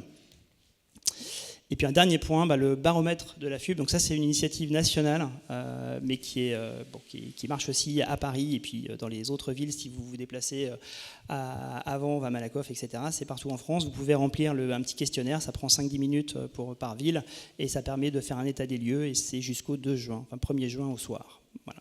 N'hésitez pas à prendre 5 minutes. Voilà. Et sur une petite réflexion sur faire écho à ce que disait Madame Le Sens tout à l'heure sur qu'est-ce qu'il faudrait faire de plus. Pour moi, il y a toujours, et c'est vraiment la vision de Paris-Ancel qu'on essaie de porter, il y a toujours deux grandes catégories de façons d'agir pour rendre un quartier, un axe plus cyclable. Soit on consent à laisser le transit motorisé, comme c'est le cas par exemple sur des axes comme la rue Castagnari ou la rue de Brancion, qui servent de raccourci pour entrer et sortir de Paris, entre le périphérique et le centre de Paris. Donc, tant qu'on a ce fort trafic motorisé, si on veut circuler en sécurité, on a besoin de pistes, mais l'espace n'est pas incompressible. L'autre possibilité, c'est de retirer le transit motorisé. Donc ça veut dire faire le tour par un autre axe qui lui a été aménagé. Donc on a des axes comme l'avenue de la Porte de Brancion qui eux sont aménagés. Par contre, si on veut, donc il faut faire un choix entre les deux, et c'est pour ça qu'à chaque fois se pose la question du plan de circulation, qui permet par exemple en faisant des têtes bêches de dire, maintenant ce sera pour les gens qui habitent le quartier, ils pourront aller partout en voiture, mais s'ils veulent traverser le quartier, ils feront le tour par un axe qui est aménagé pour. Voilà, donc c'est toujours les deux options, et je pense que vous allez être amené à continuer à vous poser la question à l'avenir pour savoir quel axe est aménagé et comment. Cyclocube. Ouais. CYCLOCUBE. Voilà, bon, ça c'est un exemple voilà, de plan de circulation, mais je pense qu'on ne va pas rentrer dans ces détails ce soir. Et puis n'hésitez pas à nous rejoindre, voilà, tous les prénoms du groupe local. C'est 5 € par an pour adhérer. Merci beaucoup pour ce travail très consciencieux de condensation sur le quartier Georges Brassens. Et de suite, j'ouvre le cycle de questions et puis on pourra avoir différentes réponses de nos différents intervenants. Oui, monsieur Rigaud. Voilà, merci. Déjà une constatation et qui m'inquiète beaucoup, puisque en bilan de mandature, j'avais posé la question sur la réalisation des dispositifs, des projets Embellir votre quartier. Jean-Yves Pinet avait répondu que toutes les sessions étaient abandonnées sauf la session 1 et la session 2. Donc nous allions bénéficier des plantations d'arbres. Et là, tu nous apprends, Isabelle, que finalement, eh bien, la ville et ses services ne sont pas capables d'instruire autant de sujets. Et donc on abandonne tout simplement. Donc on a été consulté, on a donné des idées pour rien, ce qui est assez lamentable. Ensuite, par rapport au plan vélo, et j'habite une petite impasse qui donne sur la rue de la rue Castagnari, pardon. Et je constate effectivement, j'ai été élu et conseiller de quartier, président de conseil de quartier. Nous avions fait établir des comptages sur la rue Castagnari, qui est une rue excessivement fréquentée, plus de 400 véhicules heure. Et je constate malheureusement, puisqu'il n'y a pas de piste cyclable, et c'est peut-être bien dommage, que les vélos roulent sur le trottoir. Donc, et c'est quand même très gênant, parce que le civisme pourrait aller jusqu'à essayer de remonter une rue effectivement qui est anxiogène pour les cyclistes, mais qui le devient pour les piétons qui n'ont aucune raison de voir ces cyclistes emprunter le trottoir, et sans freiner, sans aller doucement. Hein, donc voilà. Donc voilà mon observation, mes observations. Donc je demanderai confirmation à monsieur le maire par rapport à embellir votre quartier, puisqu'il y a 3-4 mois encore, un bilan de mandature, on donnait une information, j'allais dire, réjouissante pour le quartier Georges Brassens, mais pas du tout pour les autres quartiers qui sont abandonnés par la ville de Paris. Oui. Première chose, les travaux. Alors là, c'est un gros problème. Il y a plusieurs endroits, plusieurs zones où les travaux sont en cours et jamais finis, avec des nids de poules qui durent et qui perdurent des mois, voire des années. Ça ne fait que 2 ans que je suis dans le quartier, mais ces mêmes nids de poules, je les connais depuis que j'habite là. Donc ça pose un réel problème quand même dans le 15e. D'autre part, il y a dans d'autres arrondissements des bornes de réparation. Est-ce qu'il en existe dans le 15e ? Je ne les connais pas. Oui, monsieur. Je n'ai pas fini, madame. Il y en a une. D'autre part, je connais l'existence d'un système de gonflage qui est à l'intérieur du parc Georges Brassens. J'habite rue des Morillons, donc je suis bien placé pour voir où se situe ce système de gonflage. Mais le problème, c'est que le parc, il n'est pas tout le temps ouvert, donc c'est pas tout le temps accessible. Donc, qu'est-ce qu'il en est des bornes de gonflage ? Est-ce qu'elles existent ailleurs que la seule que je connaisse dans mon quartier ? Merci. Alors, je vais vous répondre sur les bornes de gonflage. On en avait 5. J'avais proposé que celle-ci soit à l'intérieur, en effet, du parc, de façon à ce qu'elle soit plus protégée que dans la rue, par le fait que la nuit, elle n'était pas accessible. On en avait posé une autre à l'entrée du parc de la Plaine, le théâtre et la piscine, là. Il y en a une à droite. Il doit en rester une encore, vous l'avez dit, mais je ne sais plus où. Ah oui, à la mairie, en tout cas, il y en a une. Mais ça, c'est une nouvelle, justement. Parce qu'en fait, ces pompes se sont avérées fragiles, vraiment. Et comme on les avait achetées avec l'argent spécifique, ce qu'on appelle l'enveloppe du maire, en fait, c'est-à-dire vraiment un petit budget dont on avait la disposition. Mais par contre, on n'avait pas les moyens de les entretenir, quoi. Donc c'est un truc qui est compliqué un peu. Pour ce qui est des réparations, on n'en avait pas initialement et on en a mis une rue Blomet derrière la mairie, qui marche bien et qui est solide. On a changé de société en plus parce que moi j'avais un peu piqué un coup de sang sur bon. Enfin, j'ai préféré qu'on tente une autre société en tout cas. Et je crois bien que j'ai eu raison. Maintenant, elle a été un peu abîmée. On a trouvé moyen, avec quelqu'un de bien dévoué dans la mairie, qui l'a rattrapé un peu, mais c'est du bricolage. Et ça tiendra ce que ça tiendra, quoi. Voilà, et j'y peux rien. Ça sera différent quand l'hôtel de ville, c'est-à-dire la mairie de Paris, décidera d'en mettre. Parce que dans ce cas-là, elle devra les entretenir elle-même. Elle a les ouvriers, nous ne les avons pas. Voilà, en très clair. Donc je vous dis la vérité. Hein. Et d'ailleurs, quand on a enlevé donc, les fameuses premières bornes de gonflage, j'ai dit au maire que je ne voulais plus en mettre autant parce que c'était trop dégradé trop vite, quoi, et qu'on ne savait pas quoi en faire. Vous voyez, voilà. Alors, les autres questions. Est-ce qu'il y a d'autres questions sur... Oui, il y a des arbres. Je crois que vous avez posé une question sur des arbres. C'est ça ou pas? Non. Bon. Ah, c'est toi, Olivier, peut-être. Ah, oui, alors pour les arbres... Alors je vais être plus précis. Le maire répondait via Jean-Yves Pinet dans ce bilan de mandature que finalement il n'y aurait que des plantations d'arbres et que celle-ci allait arriver assez rapidement. Oui, alors ça comme c'est pas du vélo, j'en ai pas parlé. Ah, mais c'est exact, ça. Je l'ai entendu comme tout le monde. Je le sais, ça. Oui, c'est exact. Après, les sessions 3, 4 et 5 seront les parents pauvres puisqu'ils ne verront aucune réalisation. Non, il n'y aura rien. Et ça nous permet par contre de faire un très beau projet, mais qui n'est pas du tout dans votre quartier. C'est la rue de la Croix-Niver, presque en entier, où là, notre initiative, et puis justement, c'est M. Pinet qui a réussi à débloquer des budgets à droite, à gauche, et encore en face et derrière et tout. Enfin, ça a été un boulot cinglé pour trouver le pognon, quoi. Mais les travaux sont en cours, et ce qu'on a voulu faire, c'est d'élargir. La seule chose qui nous intéressait en réalité dans cette affaire, c'était d'élargir les trottoirs, de façon à ce que ça soit enfin vivable pour les habitants. C'était l'objectif. On en profite pour mettre des arbres chaque fois que possible. C'est pas toujours possible, vous le savez très bien, on vous le répète tout le temps, hein, c'est parce qu'il y a des tuyaux en dessous, on peut pas creuser, etc. etc. Mais chaque fois, vraiment, on est du genre à bourrer avec les arbres.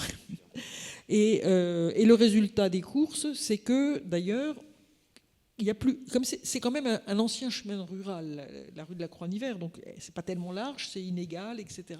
C'est un truc qui nous vient du Moyen-Âge, hein, forcément. Bon. Je sais pas quelle époque, mais bon. Et donc, il n'y a plus la place pour faire les 2 files de stationnement et les 2 files de voitures. Donc, on a été obligé de décider qu'elle passait en sens unique. Et à partir de ça, c'est d'ailleurs obligatoire, mais même si ça n'avait pas été obligatoire, moi je l'aurais exigé, on fait un contresens cycliste le plus sécurisé possible. Les services ont leurs raisons et moi j'ai les miennes, et quelquefois on se parle très bien, il n'y a pas de souci là-dessus, mais c'est celui qui fait qui quelquefois... enfin voilà, quoi, c'est pas moi qui fais. C'est pas moi l'ouvrier qui fait, quoi. Voilà. Bon. Mais on en parle vraiment, ça par contre c'est certain. Mais bon, voilà. Alors une très brève intervention sur un sujet qui a été évoqué, c'est justement sur le stationnement sécurisé des vélos. Aujourd'hui, c'est quelque chose à Paris sur lequel je pense qu'il y a encore des grands progrès à faire. Beaucoup de copropriétés, malheureusement, ne peuvent pas accueillir de local vélo, où les vélos ne peuvent pas être rangés en sécurité dans les immeubles. Il existe, je ne sais pas si vous les avez vus, ça fait comme des boîtes grises, en fait, des box dans lesquelles on peut ranger les vélos. En fait, en général, on peut y mettre, je crois, peut-être 6 vélos. Alors, je rebondis aussi parce que sur ces box-là, il y a une pompe à vélo aussi. Elles sont aussi dotées d'une pompe. On peut aussi aller là pour regonfler ses pneus. En fait, c'est aussi doté d'une petite pompe. Donc, ces box, en fait, sont très pratiques maintenant à l'usage. Sincèrement, déjà, obtenir une place, c'est extrêmement compliqué. Aujourd'hui, elles sont toutes complètes. Et quand on veut une place de stationnement pour son vélo dans ces box, il faut s'engager pour 1 an. Et parfois, pour le coup, là, je vous le dis d'expérience, on peut avoir besoin d'une place pour mettre son vélo pendant quelques mois, par exemple pendant le temps de travaux ou de quelque chose comme ça, pour mettre son vélo en sécurité.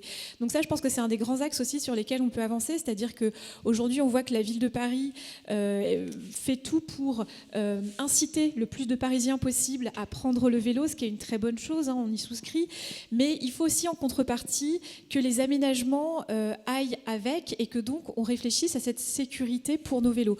Parce que sincèrement, c'est pas vivable non plus de laisser son vélo dans la rue et d'avoir un peu la boule au ventre en se disant est-ce que demain je vais le retrouver en un seul morceau. Donc ça, je pense qu'il y a aussi des axes de progrès à faire sur comment, bien évidemment, on en a beaucoup parlé, hein, sur la circulation, c'est très important, mais il y a aussi la place de ce vélo, parce qu'en plus on le voit, parfois des vélos qui restent accrochés sur des arceaux vélos qui sont complètement démantelés pendant un certain temps. Donc voilà, avec l'application Dans ma rue, on peut les signaler, ces vélos démantelés. Mais voilà, je pense qu'il y a encore du progrès à faire sur la place du vélo aussi, dans le sens de où est-ce qu'on les stationne, qu'ils ne soient pas mis n'importe où sur des grilles, là où c'est pas autorisé. On voit beaucoup de riverains aussi, des gens mettent sur leur fenêtre un petit papier pour dire merci de ne pas garer votre vélo là. Donc bon, je pense que sur la place du vélo, le stationnement du vélo, il y a encore une belle marge de progression. Merci. Est-ce que nous avons des interventions en salle peut-être, messieurs, dames? Non? Sophie, pour faire un petit peu de parité, et monsieur ensuite, et ensuite Raïd. Oui. Merci pour vos interventions respectives. Moi, j'avais des questions sur la notion de piste cyclable. Parce que vous avez évoqué tout à l'heure les peintures, c'est-à-dire ces vagues peintures qu'on voit effectivement sur la chaussée. Ça ne doit pas coûter très cher. Et j'aurais bien voulu avoir à la fois l'avis de la mission vélo de la ville de Paris et également le point de vue de l'association pour savoir quelles sont, à votre sens, les meilleures pistes cyclables qui sont les plus visibles. Parce que je pense notamment à certaines villes, à certaines capitales, notamment à Berlin, où on voit clairement qu'il s'agit de pistes cyclables parce qu'elles sont colorées de façon différente. Donc je voulais savoir quelle était la position de la ville de Paris là-dessus et également quel était le point de vue de l'association. Voilà. Merci, chère Sophie. On prend plusieurs questions et après, ça, vous pourrez répondre en rassemblée. Allez-y, monsieur. Bonsoir. J'aimerais en fait rejoindre ce que disait Madame Le Sens sur les contresens vélo, ce que vous disiez aussi à l'instant, qui comportent seulement des sigles au sol tout le long. Et pour la plupart, ils sont maintenant presque illisibles et pour certains effacés. Et donc assez dangereux, pour les cyclistes, c'est assez dangereux d'emprunter ces rues. Il n'y a pas vraiment... en tout cas, dans ce quartier, il y a peu d'alternatives.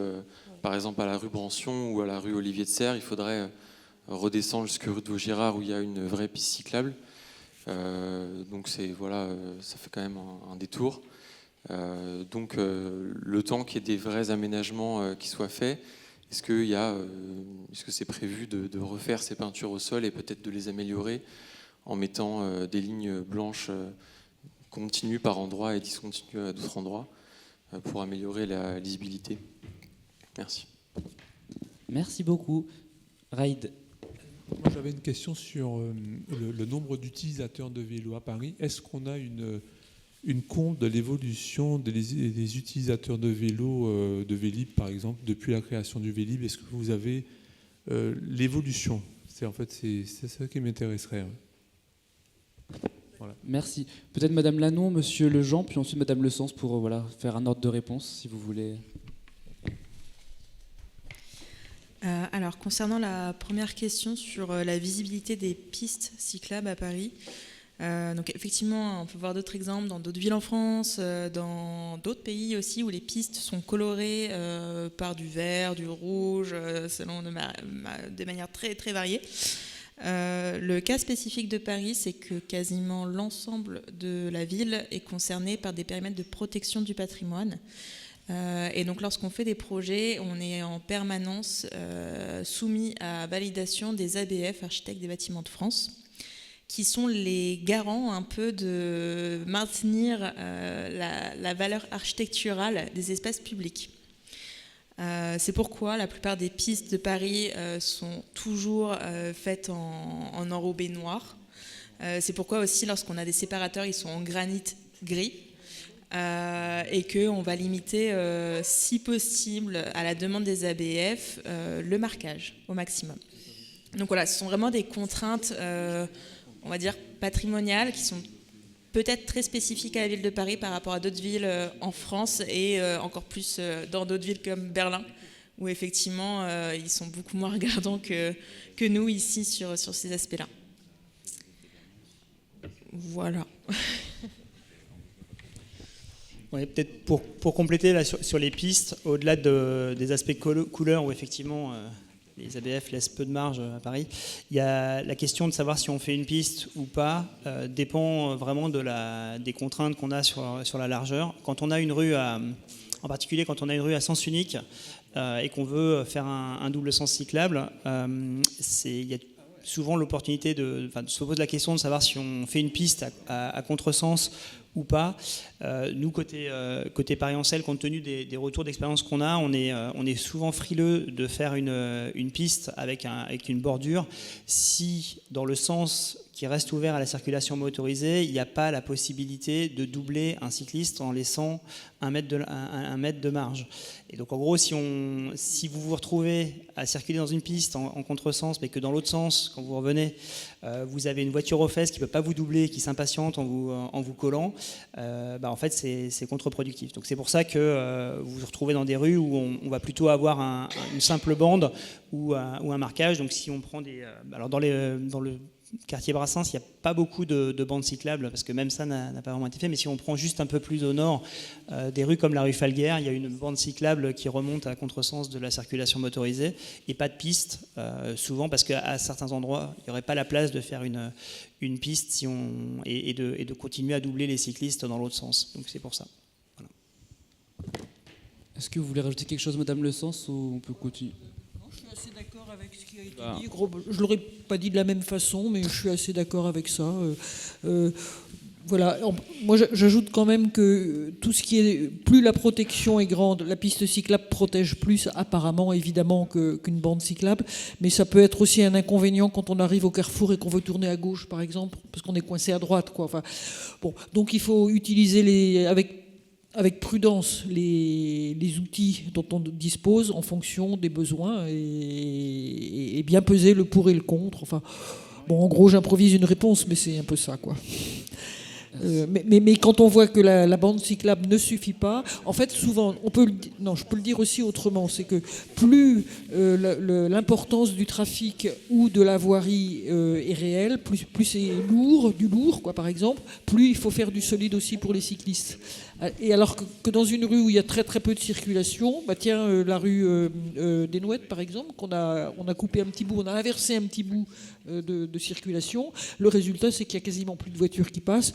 Là, les deux sens vélo, c'est comme dans de l'huile, quoi. Enfin, je veux dire, il n'y a aucun problème, il n'y a aucun marquage d'aucune sorte, et il n'y a vraiment strictement aucun problème, et même des enfants pourraient y aller, je pense. Tellement ça se passe bien désormais, quoi. Vous voyez ce que je veux dire ? Donc c'est proportionné aux besoins, quoi, si vous voulez.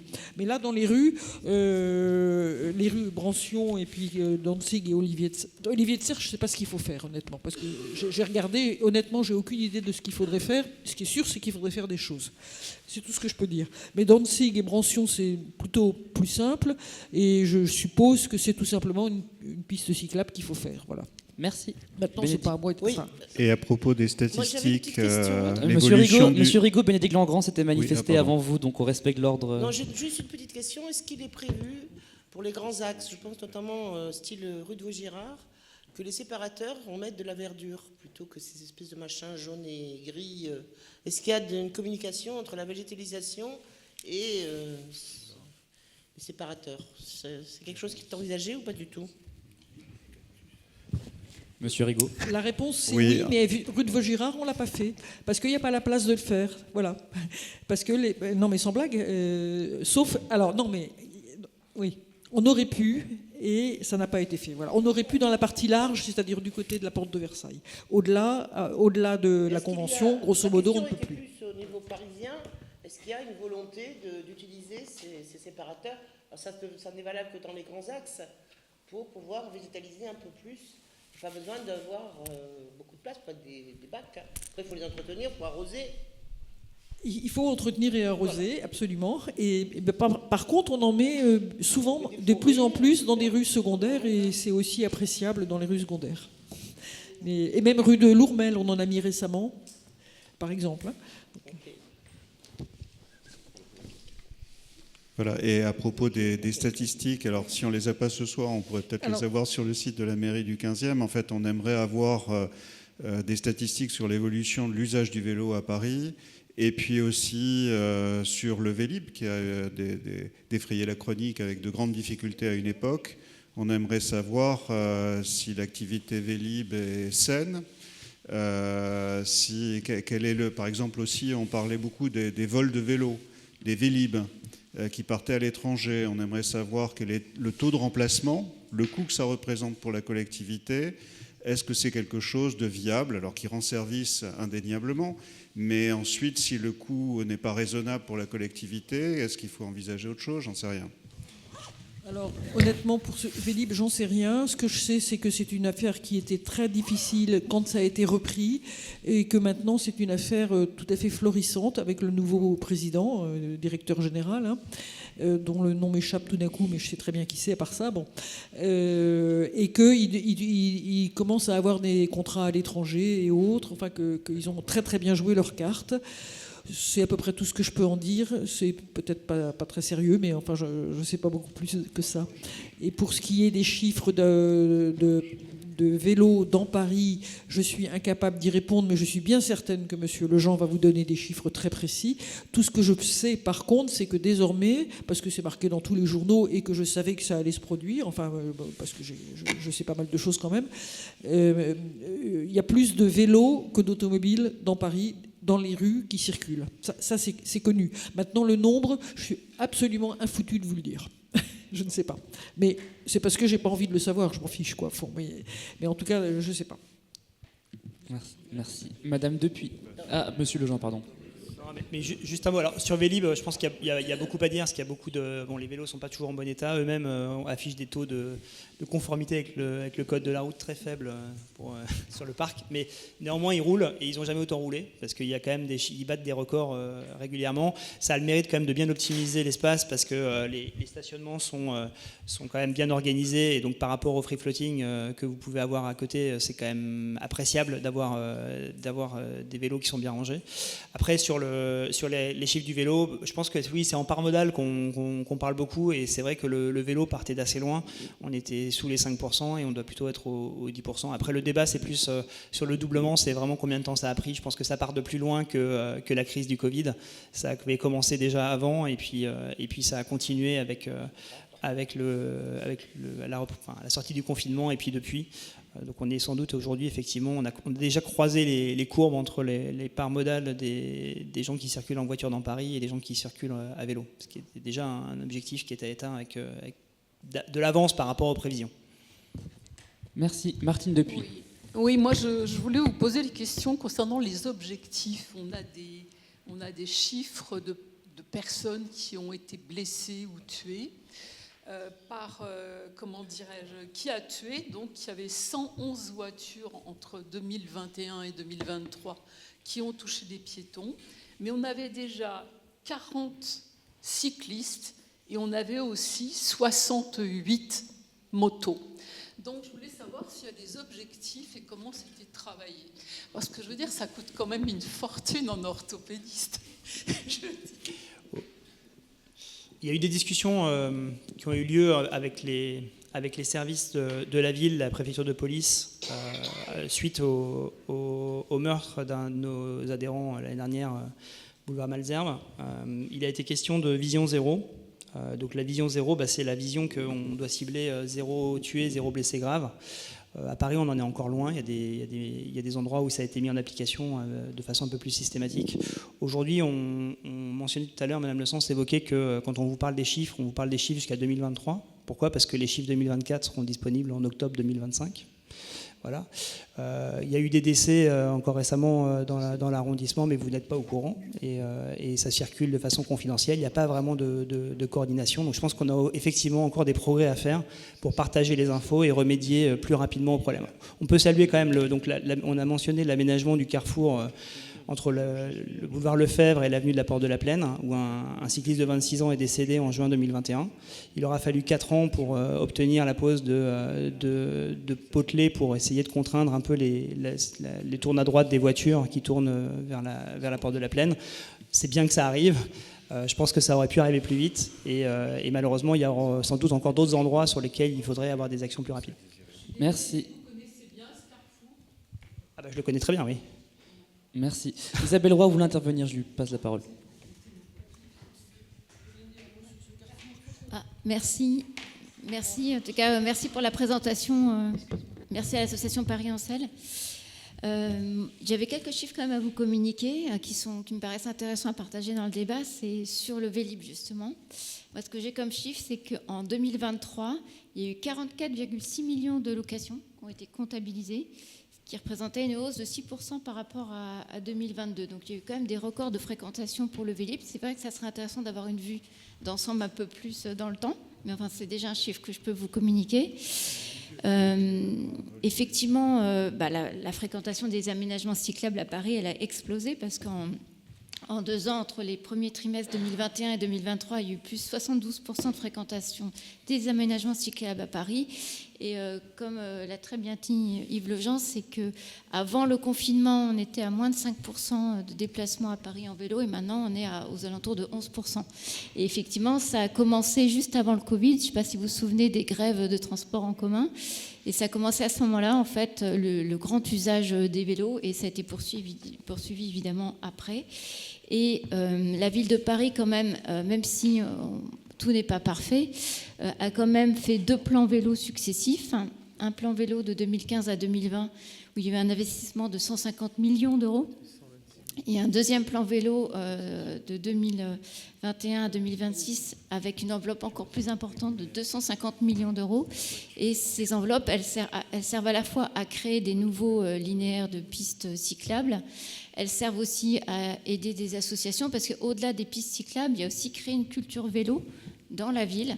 Donc c'est aider des associations, c'est créer des places de stationnement pour les vélos, c'est aussi renforcer les actions de la police municipale pour verbaliser aussi et protéger aussi les piétons s'il y a des vélos qui ne se comportent pas très bien. Donc c'est un ensemble d'actions comme ça qui est mis en place en fait par la ville de Paris et que je voulais vous préciser. Merci. Oui, hop. Alors, s'il n'y a pas d'autres interventions, je vous propose qu'on avance. Juste pour vous dire quand même que dans notre quartier, on est assez mal loti en transport en commun, hormis les bus. On a quand même peu de bouches de métro et la ligne du tram T3. Donc le vélo, pour notre quartier, peut être une chance, mais c'est vrai qu'il est un peu délaissé parfois en termes de terminaison cyclable, mais on l'a tous vu ce soir. Je vous dire aussi pour les statistiques, on n'a peut-être pas de chiffres, mais je pense qu'il suffit de se rendre sur la rue de Vaugirard à l'heure de pointe le matin ou le soir pour voir que beaucoup de Parisiennes se déplacent aujourd'hui en vélo et que c'est un franc succès, juste par l'observation à l'œil nu de chacun et de chacune que l'on peut faire en passant. Et j'ai entendu aussi les points de friction qu'il peut y avoir entre Ville de Paris et mairie du 15e parfois. C'est ce que vous disiez, que quand il n'y avait pas forcément les possibilités pour la mairie du 15e. Moi, je me posais une question rapide, après pour passer à l'ordre du jour. Pourquoi le comité vélo a été aussi peu réuni sous cette mandature en mairie du 15e ?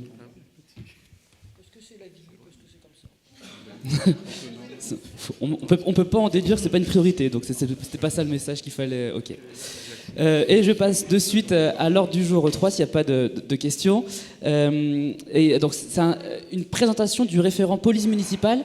Et dans ce point de l'ordre du jour, on va pas ouvrir aux questions, mais vous pourrez ensuite venir rencontrer Monsieur Henri Dean, donc qui est référent police municipale du quartier Georges Brassens, et Madame Patricia Sevette, qui est référente opérationnelle du quartier Georges Brassens, qui nous font l'honneur de leur présence ce soir. Voilà, donc ce sera très vertical, ils vont vous présenter leur mission et leur rôle, et ensuite vous pourrez les rencontrer de manière informelle pour laisser la désinstallation se faire. Merci.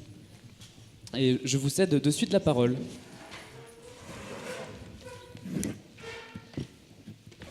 Et Monsieur Samama également, je ne vous ai pas présenté, pardon, vous nous avez rejoint en cours de route, si vous voulez introduire peut-être.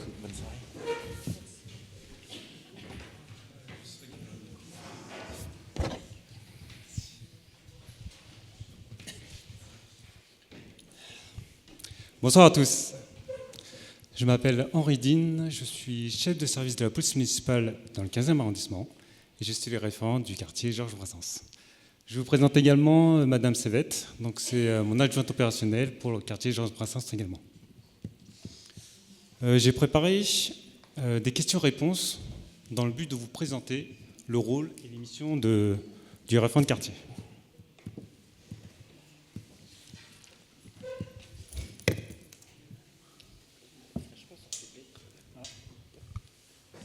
Et un problème là.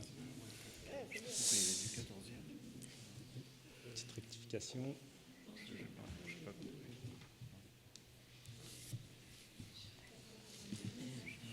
Ouais, non, j'avais mis des transitions. Moi, j'avais mis des transitions. Non, celle-là, il est correct. Sinon, je laisse monter sur ma clavier. Dans mon jeu de temps, c'était le Virgo. On n'est pas connu ça. Transparent. Oui, merci beaucoup. Voilà. Alors, à quoi sert un référent de quartier ? Les référents de quartier ont été déployés en mars 2025 pour renforcer le lien avec la population et la police municipale. Le but de cette opération est de permettre aux référents de mieux connaître son quartier et ses différentes problématiques au sein du quartier.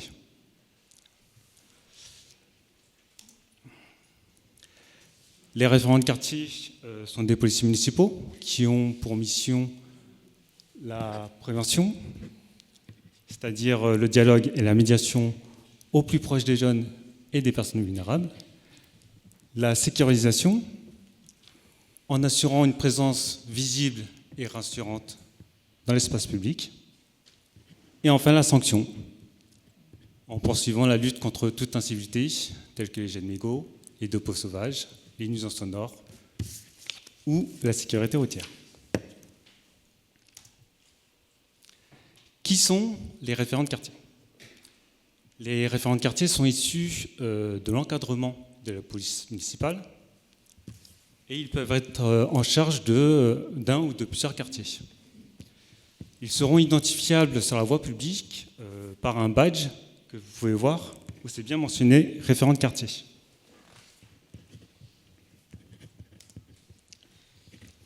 Quelles sont les missions précises du référent de quartier ? La première mission est d'être un contact privilégié pour les habitants et les commerçants sur les questions de sécurité et de tranquillité publique. La seconde mission consiste à identifier et prévenir les troubles tels que les incivilités, les nuisances ou les dégradations. Par exemple, nous effectuons des patrouilles au quotidien, à pied ou à vélo, notamment aux abords des lieux sensibles tels que les écoles et les parcs, pour dissuader les incivilités ou les nuisances. La troisième mission est de mener des actions de prévention et sensibiliser la population sur divers sujets liés à la sécurité et à la tranquillité publique. À ce titre, les référents de quartier de la police municipale vont à la rencontre des commerçants et des habitants afin d'échanger avec eux sur les différentes problématiques du quartier. Récemment, un riverain nous a signalé des nuisances sonores causées par un regroupement de livreurs Uber Eats au niveau de la rue Dombasle, que je pense que vous connaissez tous. Face à cette situation, nous avons déployé plusieurs interventions de la police municipale afin d'assurer à la fois des missions de prévention et, lorsque cela s'avère nécessaire, des missions de répression, afin de mettre un terme à ces désagréments. Il s'agit d'une mission de prévention et de sensibilisation et non d'une intervention dite urgente. Il est important de rappeler que les interventions d'urgence, qu'il faut contacter le 3975 ou la police nationale au numéro 17. Et enfin, la dernière mission est de participer au conseil de quartier afin de présenter les actions de la police municipale au sein du quartier.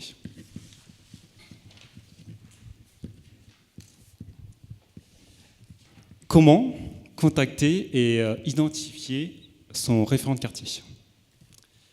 Tout d'abord, vous avez la possibilité de contacter votre référent de quartier directement en ligne grâce à un formulaire disponible sur le site de la ville de Paris.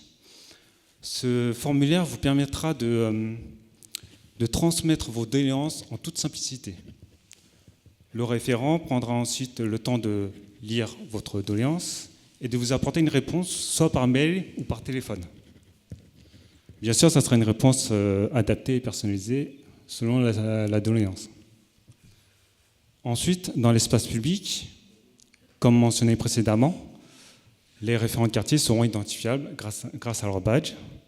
Ils seront présents sur le terrain, ce qui vous permettra d'échanger directement avec eux et leur faire part de vos préoccupations. Enfin, il est possible de rencontrer directement ces référents de quartier lors des conseils comme celui-ci pour échanger sur la sécurité publique. Je vous remercie de m'avoir écouté et je reste à votre disposition du coup, à la fin du conseil pour échanger si vous avez des questions. Est-ce que vous voulez dire un mot, Madame Sevette, peut-être? Vous voulez dire un mot? Et puis après, Monsieur Salama conclura ce sujet comme ça, et puis vous pourrez aller rencontrer Monsieur Dean et Madame Sevette ensuite. C'est cela. Bien, comme dit mon collègue, vous avez bien compris donc quelle était la raison pour laquelle les référents de quartier étaient en place. Alors moi, je voulais venir aussi au niveau des vélos. Ah, très bonne chose les vélos. Mais nous faisons beaucoup de répression en ce moment, beaucoup de contrôles routiers avec les vélos. Parce que c'est bien gentil le vélo, d'accord, mais combien de fois les feux rouges, ils ne respectent pas, les oreillettes, c'est la même chose, et c'est même très dangereux pour les piétons. En effet, comme je rejoins monsieur qui disait que les vélos avec les piétons, ça ne va pas du tout ensemble. Nous sommes d'accord. C'était pas d'opposer piétons cyclistes, comme on l'avait dit au tout début. C'est chacun sa place. Eh bien, écoutez, quand nous allons parler de la rue de Vaugirard, justement. La rue de Vaugirard, vous avez des feux rouges et il y a beaucoup de vélos. Mais ça, c'est vrai. Comme vous dites, on voit beaucoup les vélos, d'accord? Mais c'est pas sur notre quartier, la rue de Vaugirard. Ah oui, excusez-moi. Pardon. Mais c'est des exemples. Quand vous voyez les vélos qui ne s'arrêtent pas au feu, alors que les pictogrammes tournaient à droite, il faudrait aussi, je pense, au niveau des vélos, éduquer aussi la jeunesse quelque part, dans le sens, au niveau sécurité. Parce que le vélo est aussi dangereux, et même très dangereux, parce que ce n'est qu'un 2 roues. Donc il y a beaucoup de choses à faire, entre autres mettre des gilets de couleur. Le casque n'est pas obligatoire, mais conseillé. Parce que je vois beaucoup de jeunes sans casque. Vous voyez, c'est vrai, franchement, je pense. Et on est là pour ça aussi. Hein. Tout à fait. La police municipale fait beaucoup de contrôles routiers, justement pour éduquer les personnes à vélo, pour leur expliquer quelles sont les problématiques si jamais ils ont un accident, etc. Voilà. Monsieur Samama. Merci Patricia pour ces remarques pleines de bon sens, effectivement, qui vous disent en 2 mots ce qu'on essaye de faire, notamment avec la police municipale dans le 15e sur les vélos. Mais pour répondre plus spécifiquement sur les référents de quartier, on est un arrondissement avec près de 240 000 habitants. C'est autant qu'une ville comme Bordeaux. C'est un arrondissement immense. Notre conviction dans le 15e, c'est qu'on arrivera à répondre aux problématiques des habitants qui les concernent directement qu'en ayant une approche micro-locale, si j'ose dire. Et les référents de quartier mis en place par la police municipale sont quelque peu l'aboutissement d'une longue démarche qu'on a entamée dès 2020. Dès 2020, on a mis en place des référents de quartier sécurité qui sont des habitants bénévoles. Il y en a un par conseil de quartier et qui sont chargés, un petit peu comme ce qui a été décrit sur les futurs référents de quartier de la police municipale, d'être au contact des habitants, des commerçants, des gardiens d'immeubles, etc. et de me faire remonter ces problématiques. J'ai une réunion avec le commissariat, ces référents de quartier, la police municipale, tous les 2 mois au commissariat du 15e et justement on essaye de répondre au plus près des problématiques pour chacun des quartiers. Ce qui se passe dans le nord, ce n'est pas tout à fait les mêmes problématiques que dans le sud, à l'est, pas les mêmes qu'à l'ouest. Et donc premièrement, mise en place des référents de sécurité habitants bénévoles. Ça a porté ses fruits et ça nous a permis d'avoir déjà un maillage beaucoup plus fin que ce qu'on souhaitait faire. Deuxièmement, effectivement, la mise en place de ces référents de quartier à l'échelle de la police municipale, c'est une décision qui est louable et on la soutient à 200% dans le 15e arrondissement. Pour que ça marche, il faut que vous vous en empariez. Ça ne peut marcher que si vous vous sentez aussi partie prenante de cette problématique et que vous utilisiez, si j'ose dire, cette nouvelle nomination, ces nouveaux référents de quartier au maximum. Ils ne seront performants que s'ils ont des informations de votre part, que si vous les nourrissez, que si vous, effectivement, vous pouvez faire remonter un maximum de choses. Sinon, ça ne marchera pas et on devra imaginer à nouveau un autre système. Donc je vous invite véritablement à vous rapprocher de Patricia, d'Henri, à vous approprier leur contact et pouvoir rentrer en contact aussi souvent que nécessaire avec eux. Et enfin, une troisième chose que je voulais évoquer toujours dans cette optique, c'est une application qui s'appelle Voisins Vigilants et Solidaires qu'on a lancée, qui vous permet, que je vous invite à télécharger, qui permet aussi à chacun d'entre vous d'être acteur de la sécurité de votre quartier en faisant remonter tout un tas de problématiques, non seulement aux autorités, à votre serviteur, à la police nationale, mais aussi à vos voisins qui vivent autour de chez vous pour essayer collectivement de mener des actions de solidarité, pour collectivement être plus vigilants avec toutes les problématiques qu'il peut y avoir. Je ne vais pas être plus long, mais en tout cas, je voulais effectivement vous dire qu'à l'échelle de votre quartier, on est particulièrement sensible à tout ce qui peut se passer sur les enjeux de sécurité. Je ne reviendrai pas sur le vélo, les incivilités, sur le parc Brassens qui concentre beaucoup d'énergie. Et je crois que c'est très important aussi que vous puissiez, je vous invite à aller les voir à la fin de la réunion, vous puissiez vous rapprocher de Patricia et Henri pour avoir un point d'entrée direct au sein de la police municipale avec qui vous pourrez dialoguer au quotidien. Merci. Oui, alors je peux poser une question. Une rapide intervention, on avait dit pas de réaction. Très vite, rapide. non, très vite, parce que ce qui manque, excusez-moi, merci de ces démarches, cette procédure, mais on n'a pas votre contact, on ne sait pas comment vous contacter, comment vous abordez, à qui vous vous référez justement. Bon, vous prenez toutes ces informations, vous nous avez présenté votre mission, mais après, qu'est-ce qui se passe? Comment vous faites remonter les informations? Voisins vigilants, moi je vais parler pour quelqu'un qui est ici. Apparemment, il n'y a pas toujours des réponses. Il vaut mieux contacter directement. Enfin, il y a d'autres mails. Moi, je ne suis pas habilitée à donner ces informations. Je les ai eues. Vous avez parlé de référents sécurité du conseil de quartier. Bon, moi, on ne l'a pas vu, on ne connaît pas. Donc, il faudra peut-être... C'est Noël qui a été élu en tout début de la mandature. Pardon? C'est Noël qui est référent de sécurité. C'est pardon? Noël. Oui, mais de fait, c'était un peu compliqué. Voilà. Bon. Et je voulais tout de même parler des problèmes. Moi, j'ai parlé avec la police municipale qui est en face de chez moi, sauf qu'elle dépend du 7e arrondissement, donc elle ne peut pas agir, et qu'on est tout de même traversé par un gros problème dans le quartier, qui est le trafic de drogue, et qui inquiète tout de même beaucoup de riverains. Et c'est un vrai souci. Merci Annie. Mais voilà, on reste juste des présentations, et puis vous pouvez rencontrer ensuite plus largement, si vous voulez, Monsieur Dean et Madame Sevette. Et un dernier mot, Isabelle Roy, et puis après on s'arrêtera là. C'est très rapide, c'est juste pour dire que cette démarche, en fait, elle se passe au niveau de tout Paris, dans l'ensemble des 117 conseils de quartier, avec cette nomination d'un référent sécurité de la police municipale, et que, pour donner juste le contexte, rapidement, ça s'inscrit dans le cadre en fait, de ce qu'on appelle la territorialisation, c'est le fait que la mairie de Paris a engagé une démarche pour donner plus de pouvoir et de compétences aux mairies d'arrondissement. Donc ça concerne la sécurité, l'entretien de l'espace public, les réseaux culturels, voilà, différents sujets. Voilà, c'était rapide. Alors, vraiment des très courtes interventions. Normalement, on avait dit pas à la réunion préparatoire, pas d'intervention ensuite après la présentation. Alors, je vais être très court. Donc, on est très satisfait de cette nomination. Ce qui m'intéresserait, et donc on va vous solliciter, n'ayez crainte. Ce qui m'intéresserait, c'est de savoir s'il y a le pendant pour la propreté, un référent propreté par arrondissement ou par quartier. Ce serait intéressant. À un moment donné, il y avait un garçon qui avait un rôle un peu de remontée d'informations. Malheureusement, son poste n'a pas été maintenu. Je ne vais pas le citer. il n'avait pas autorité. J'ai compris que vous aviez autorité puisque vous avez la possibilité de verbaliser. Et donc ça, c'est intéressant. Ça serait intéressant pour essayer de mieux faire fonctionner la propreté, qui est également un référent que les gens puissent saisir, ou tout simplement les commerçants puissent saisir si jamais ils constatent qu'il y a des difficultés sur un secteur particulier. Voilà. Merci. Monsieur Mira, une très rapide intervention également. Et Monsieur Morel, et après on s'arrêtera là. Vraiment des très très courtes interventions, s'il vous plaît. Non, monsieur, je suis désolé, votre devoir. Je souhaite intervenir sur voisins vigilants et solidaires. Puisque je l'ai déjà utilisé plusieurs fois, j'ai l'appli sur mon téléphone, ça ne sert à rien, désolé. On n'a jamais de réponse quand on intervient. C'est bien dommage d'ailleurs, parce que je pense que ça pourrait être efficace. Manque de bol, chaque fois qu'on intervient sur cette appli, on n'a aucune réponse de l'intervention qu'on a pu produire. Ce qui est quand même fort dommageable.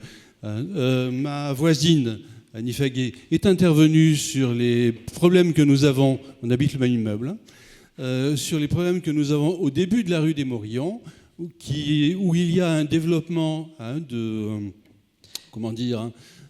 stationnement d'individus très suspects quand même, avec juste à côté le bar en question, il est au numéro 2, ou non pas 2, au numéro 1 ou 3.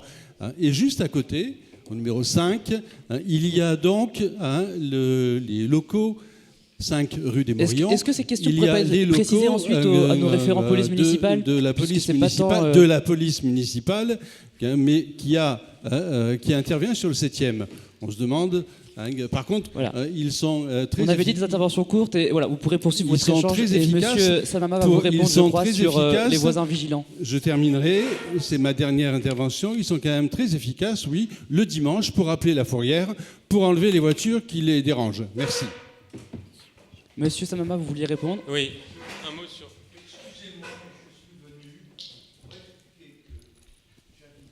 Est-ce qu'on peut donner un micro à monsieur, puisque voilà, sinon on n'entendra pas? Oui, mais je vous donne un micro. Regardez, il y a un micro. C'est parce que des gens nous regardent en visio. Je parle assez fort en général. Mais j'habite rue Fizeau, au bout de la rue, en face du Padel, qui s'est créé, c'est devenu invivable. L'angle du Padel, des terrains de Padel, est à 23 mètres de notre immeuble. Le bruit est insupportable. Il y a une décision de la ville qui a autorisé cette création. Je demande qu'on inscrive cette question du Padel à une prochaine séance du comité de quartier. Je n'en dirai pas plus, mais en attendant, je pense que nous allons attaquer la ville de Paris avec les habitants qui n'en peuvent plus. C'est épouvantable. Ça concerne naturellement les nuisances sonores dont on parlait tout à l'heure. C'est bien noté, merci monsieur pour votre intervention. Effectivement, le paddle s'est installé sur le square Castagnari. Alors pour l'instant, on a vraiment... votre retour nous intéresse, hein, bien évidemment. On a eu très peu de retours négatifs sur le paddle, on a eu beaucoup de retours positifs sur cette installation. Mais j'entends ce que vous dites, on ne dit pas qu'on va traiter. Je viens vous voir à la fin de la réunion pour qu'on échange. D'accord ? Je viens vous voir. Monsieur Morel et Monsieur Samama, pour conclure ça fera le propos conclusif de tout et puis on s'arrêtera. Oui, juste un mot très court pour dire qu'avec cette police municipale de quartier, on réinvente un peu la police de proximité, mais qui à l'époque était nationale, avec des gens qui étaient formés, qui avaient des missions bien précises. Et c'est vrai que tout ce qu'on entend un peu sur la police municipale, leurs attributions sont un peu vasouilleuses, je dirais, entre la police des piétons, des incivilités en vélo, etc., d'appeler la fourrière pour sortir des voitures. Les missions ne sont pas très claires, alors que la police nationale de proximité, c'était des missions qui étaient claires, de maintien de l'ordre et de contact avec la population quand il y avait des problèmes. Là, je veux dire que c'est une espèce de flou. Alors on met des conseillers comme ça de police municipale, on ne sait pas très bien comment ils sont formés, on ne sait pas très bien quelles sont leurs attributions. Et donc, moi, je trouve ça un petit peu dommage de ne pas revenir au principe qui avait très bien marché d'ailleurs, de police nationale locale. Voilà. Et ce qui se fait d'ailleurs dans beaucoup de pays Europe où il y a des polices nationales localisées, îlotiers, des îlotiers, donc ça a toujours existé. Moi, je suis un peu sceptique sur cette police municipale de quartier. Merci, Monsieur Salama, pour vous répondre. Et il n'y aura plus d'intervention ensuite. Oui, alors rapidement là-dessus, c'est vrai qu'en France et singulièrement à Paris, il y a eu la police nationale qui s'est ces derniers temps concentrée sur des problématiques de haut du spectre, si j'ose dire, de la grande criminalité, maintien de l'ordre, terrorisme, etc. Et donc a délaissé le bas du spectre, pour le dire simplement, d'où la création de la police municipale pour s'occuper de ces problématiques, de ces incivilités, de cette délinquance du quotidien. C'est juste pour le dire rapidement, ce qui a pu justifier la création de la police municipale, mais effectivement l'objectif c'est d'en faire une police de proximité comme ça a pu exister avant, et ce sont des îlotiers et c'est les missions qui leur sont confiées. On pourra revenir plus tard si vous le souhaitez sur les missions exactes qui distinguent la police municipale de la police nationale. Je ne crois pas que c'est le but aujourd'hui. Sur le trafic de stupéfiants, alors si vous voulez vous m'écrivez après ou on aura l'occasion d'en parler. Moi je suis très preneur. D'abord le trafic de stupes c'est la police nationale, pas la police municipale, donc je comprends qu'ils aient été pas habilités à vous répondre, mais sachez qu'on suit ça de très près. On a démantelé dans le nord du 15e il y a 3 mois un point de stupes qui faisait 1 000 € par jour avec une implication très forte et des dizaines de policiers qui ont été mis à l'épreuve pour cela. Donc on y arrive, on démantèle des points de stupes, on surveille.